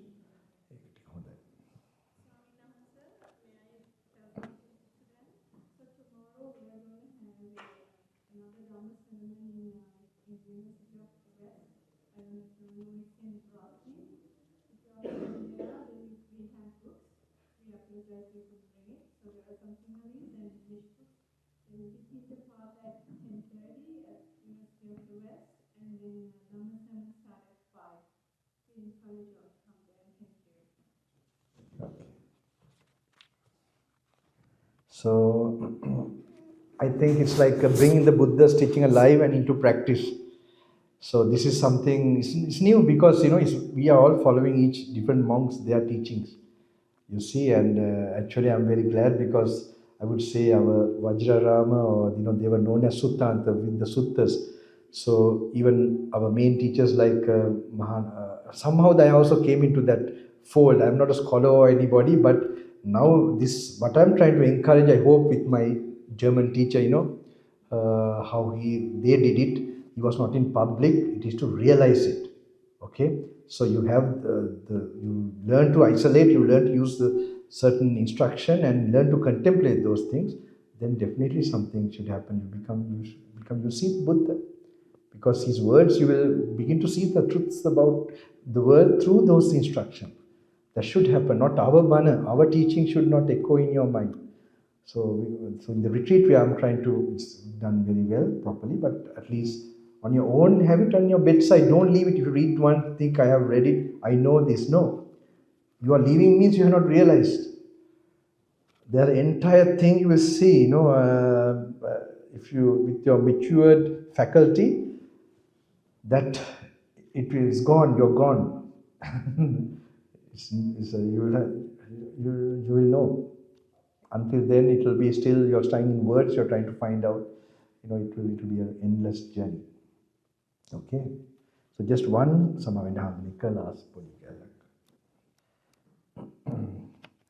I have already told in page, we don't have to refer anyway. I just tell now though once I be dependent origination of consciousness. Okay, Buddha is explaining all these things here. Now though once I be intact, yet the external forms do not fall within the field of vision, and no corresponding conjunction of I and forms takes place. In that case, there occurs no formation of corresponding aspect of consciousness. Although once I be intact and the external forms fall within the field of vision, yet if no corresponding conjunction takes place, in that case too there occurs no formation of corresponding aspect of consciousness. If, however, one's I is intact and the external forms fall within the field of vision and the corresponding conjunction takes place, in that case there arises the corresponding aspect of consciousness. Hence I say the rising of consciousness dependent upon conditions, and without these conditions no consciousness arises. And upon whatever conditions the rising of consciousness is dependent, after these it is called. That means if it depends on the ear and the sound, is called ear consciousness. If it's depending on the nose and smell, is called nose consciousness. Okay? If in the lizard, I would say, if it is the tail and is getting consciousness, I would call it tail consciousness. Okay, for you to get more understanding. All right. But I like to pinpoint some important things in this book gives a very, wait.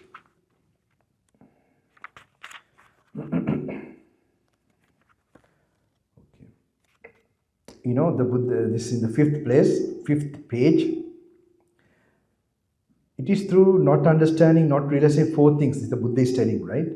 That I, disciples, as well as you, had to wander so long through this round of rebirths. And what are these four things?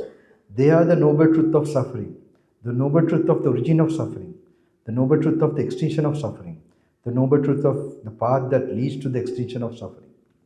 As long as the absolutely true knowledge and insight as regard these four noble truths was not quite clear in me, so long was I not sure that I had won that supreme enlightenment, which is unsurpassed in all the world, with its heavenly beings, evil spirits, and gods, among all the hosts of ascetics and priests, heavenly beings and men. But as soon as the absolute true knowledge and insight as regards to these four noble truths had become perfectly clear in me, there arose in me the assurance that I had won that supreme unsurpassed enlightenment. And I discovered that profound truth, so difficult to perceive, difficult to understand, tranquilizing and sublime, which is not to be gained by mere reason and is visible only to the wise. The world, however, is given to pleasure. Now, this is very important. Delighted with pleasure, enchanted with pleasure, truly such beings will hardly understand the law of conditionality. Now, the reason why to control cell phones and all this, why? Because with pleasure, as I told you, one way to understand is your reptilian brain works. All right? And such beings will hardly understand the law of conditionality. So when you have disciplined those things, when you overcome the five senses, your wisdom brain starts to work. And then only this understanding is a realizational understanding can happen. Law of conditionality, the dependent origination of everything, incomprehensible to them, will also be the end of all formations, the forsaking of every substratum of rebirth, the fading away of craving, detachment, extinction, nibbana. Yet there are beings whose eyes are only a little covered with dust. They will understand the truth. So this is just Buddha after he became enlightened. This small idea, it is, you have to go to get this experience, you have to change your life also. Okay? So while you're changing towards that, you will get other benefits of peacefulness, happiness, just being happy with life. And the main result will be you will experience this truth. Okay? So, page number 10, last one. Okay? This is my last one. All right? So, it is... Buddha breaks, he doesn't look at the world in terms of the the atoms, all right, that time. So he explains in terms of nature. This is a meditation actually, 4 nature: hard nature, liquid nature, and fiery nature, like that, nature-wise. Okay, he has a purpose in his wisdom so that you will see the truth and you will lose your impurities, which makes you suffer. All right, that is specially mainly the idea of self or ego. All right, so now he breaks down into body, into hard nature. We have hardness more in our body, but in our bones, in our teeth. Okay, and like that we have hard nature more in that. So now he says, what now is the solid element? Okay, the solid element may be one's own, or it may... Now this way of thinking is very important. The ancient times, to bring this wisdom so that you will have no ego, no desires, and that way to see the final truths also. The solid element may be one's own. When you read these books, you must relax. You must watch yourself from outside. That's how you read these books, because you begin to activate your wisdom mind. Okay, and with the idea of letting go, you have to read. If you are a very greedy person, this doesn't, they don't go together. If you're trying to control, discipline yourself and becoming more, you could say, desireless, this is good. Because you're with the relaxed body, relaxed mind, you have to start reading. Then you have learned to apply it to yourself, to visualize it. Then only the wisdom part works, and then you let go more. So when you're reading, you don't feel tired. If you do like that, you'll feel more rejuvenated, more peaceful. And in corresponding to that, some other things will be formed in your body. Okay? If you had sufferings because of your attachments, now because of your detachment, the sufferings will disappear.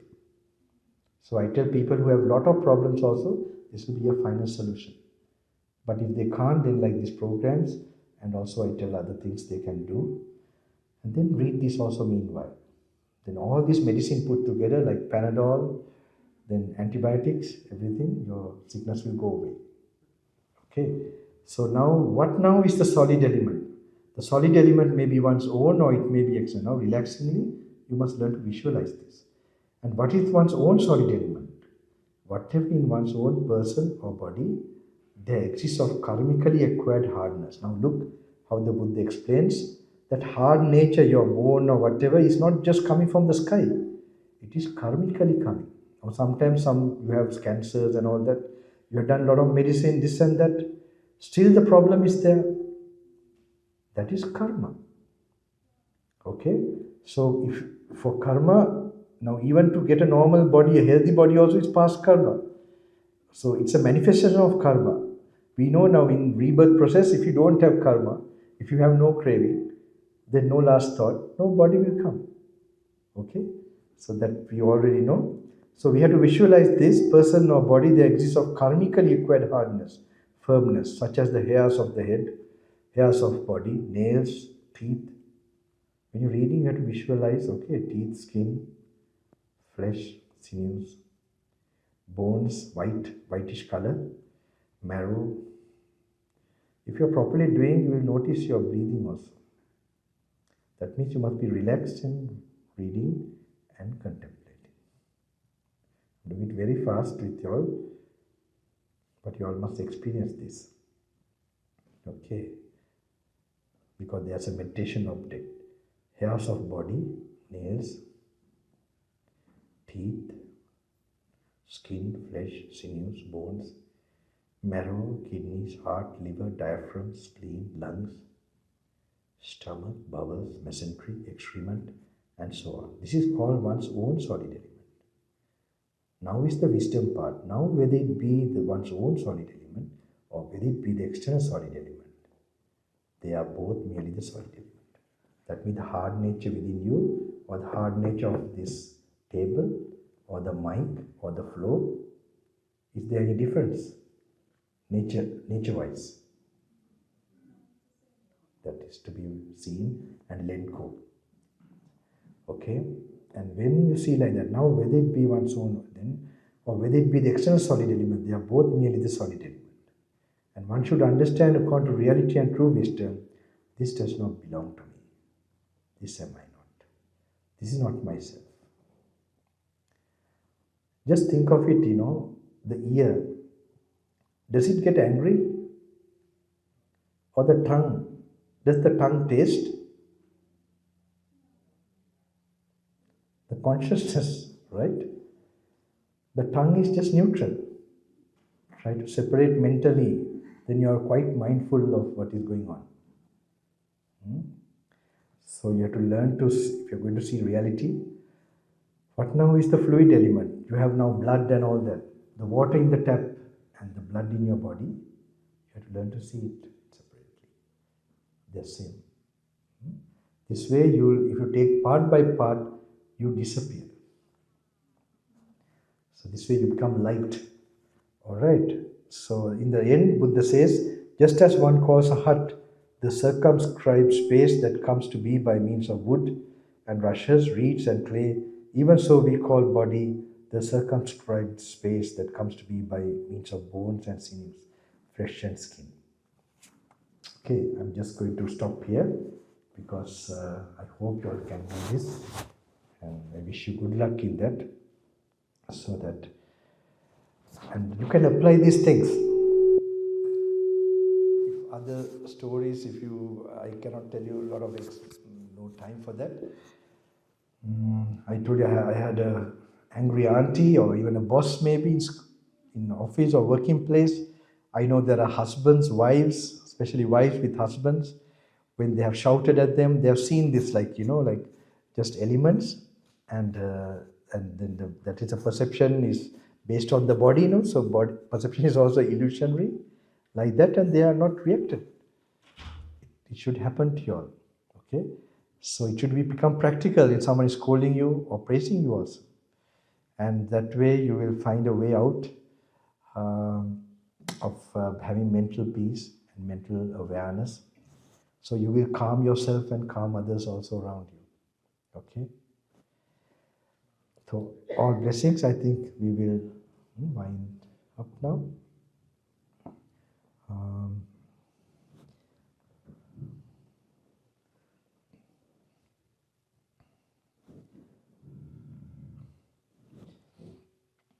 Today I will just something I'll be doing just now when I'm leaving. Try not to talk, at least tonight. Keep this energy with you, and it will help you on your path.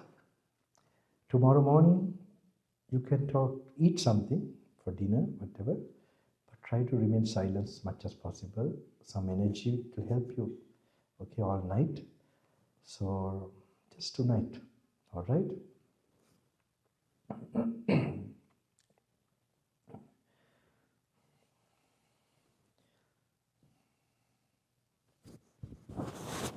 So I wish you all the merits you have acquired by listening to these teachings, especially to our senior Venerable Sirs, and to get them, may they get strength to do all this work, keep the Dhamma going for you all, a great service, and all our senior masters, teachers, who have protected this and given this to us, and your parents, relations, and all beings have been our relations in this long samsara, according to Buddha.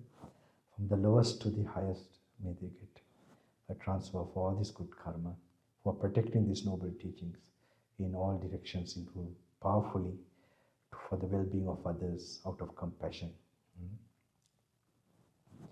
Supatetva, dukim videtva, nivan suelabhatva, sansara perapim matvetva, kavatakati varapadnavi, සතුටින් සතුට.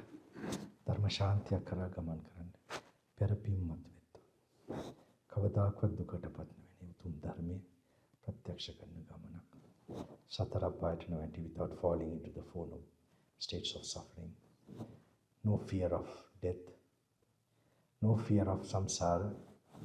May this noble Dhamma give you all support and protection.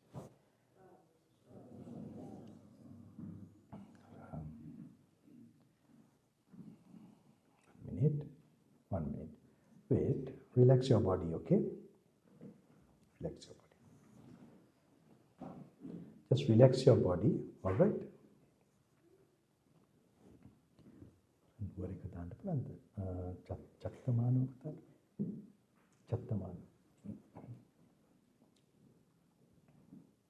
Wait, don't go yet.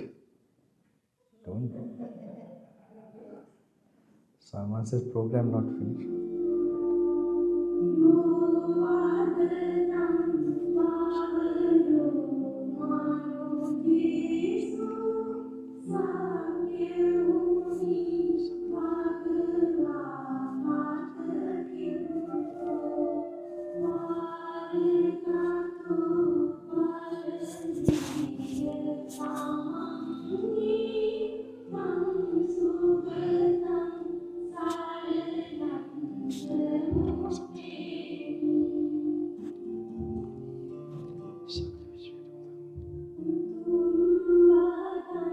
Nuvarekadan candy. Dalada wants to say Dalada wants.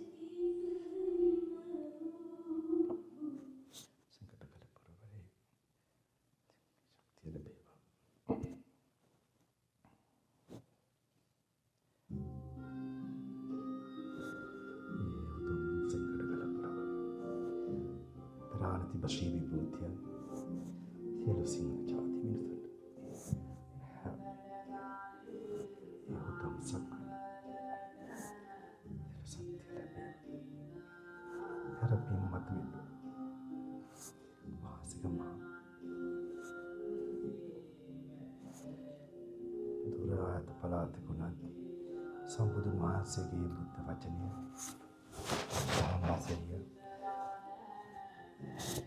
මනුෂ්‍යයන්ට ලැබෙත්වා තිරිය ශක්තිය ලැබෙත්වා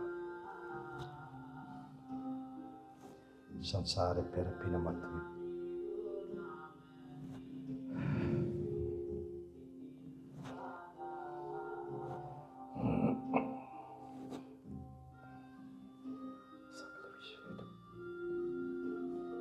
You all get all the strength and to go on this path without any obstacle.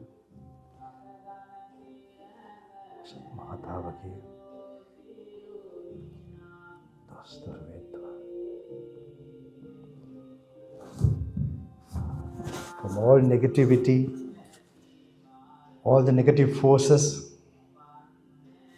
we all get 32 marks of the noble being,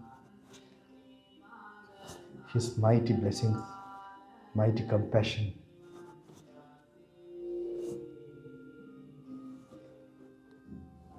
Not only who are here, all in this country, all other countries too, all human beings.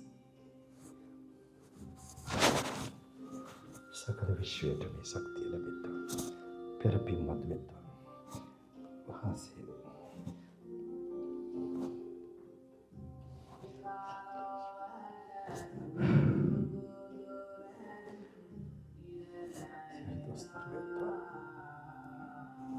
සංසාරේ පෙරපින් මතුවෙත්වා මෙයට බාධා කරන සියලු මාර බලවේග දුර වෙන්න සම්බුදුන් වහන්සේ ඒ උතුම් රහත්ත්වයේ මහිමය මනුෂ්‍ය සංගතිය සත්‍යයට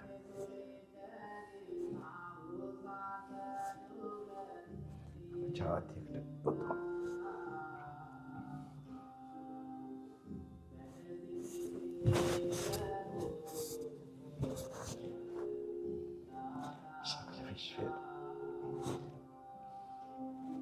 ආර්යයන් වහන්සේලාගේ ඒ උතුම් ශ්‍රීපාදයේ මනුලව සත්‍යයට ආයි දර්ශනය කාලයක් භාගතෝසම ගුරු දේවයන් වහන්සේලාගේ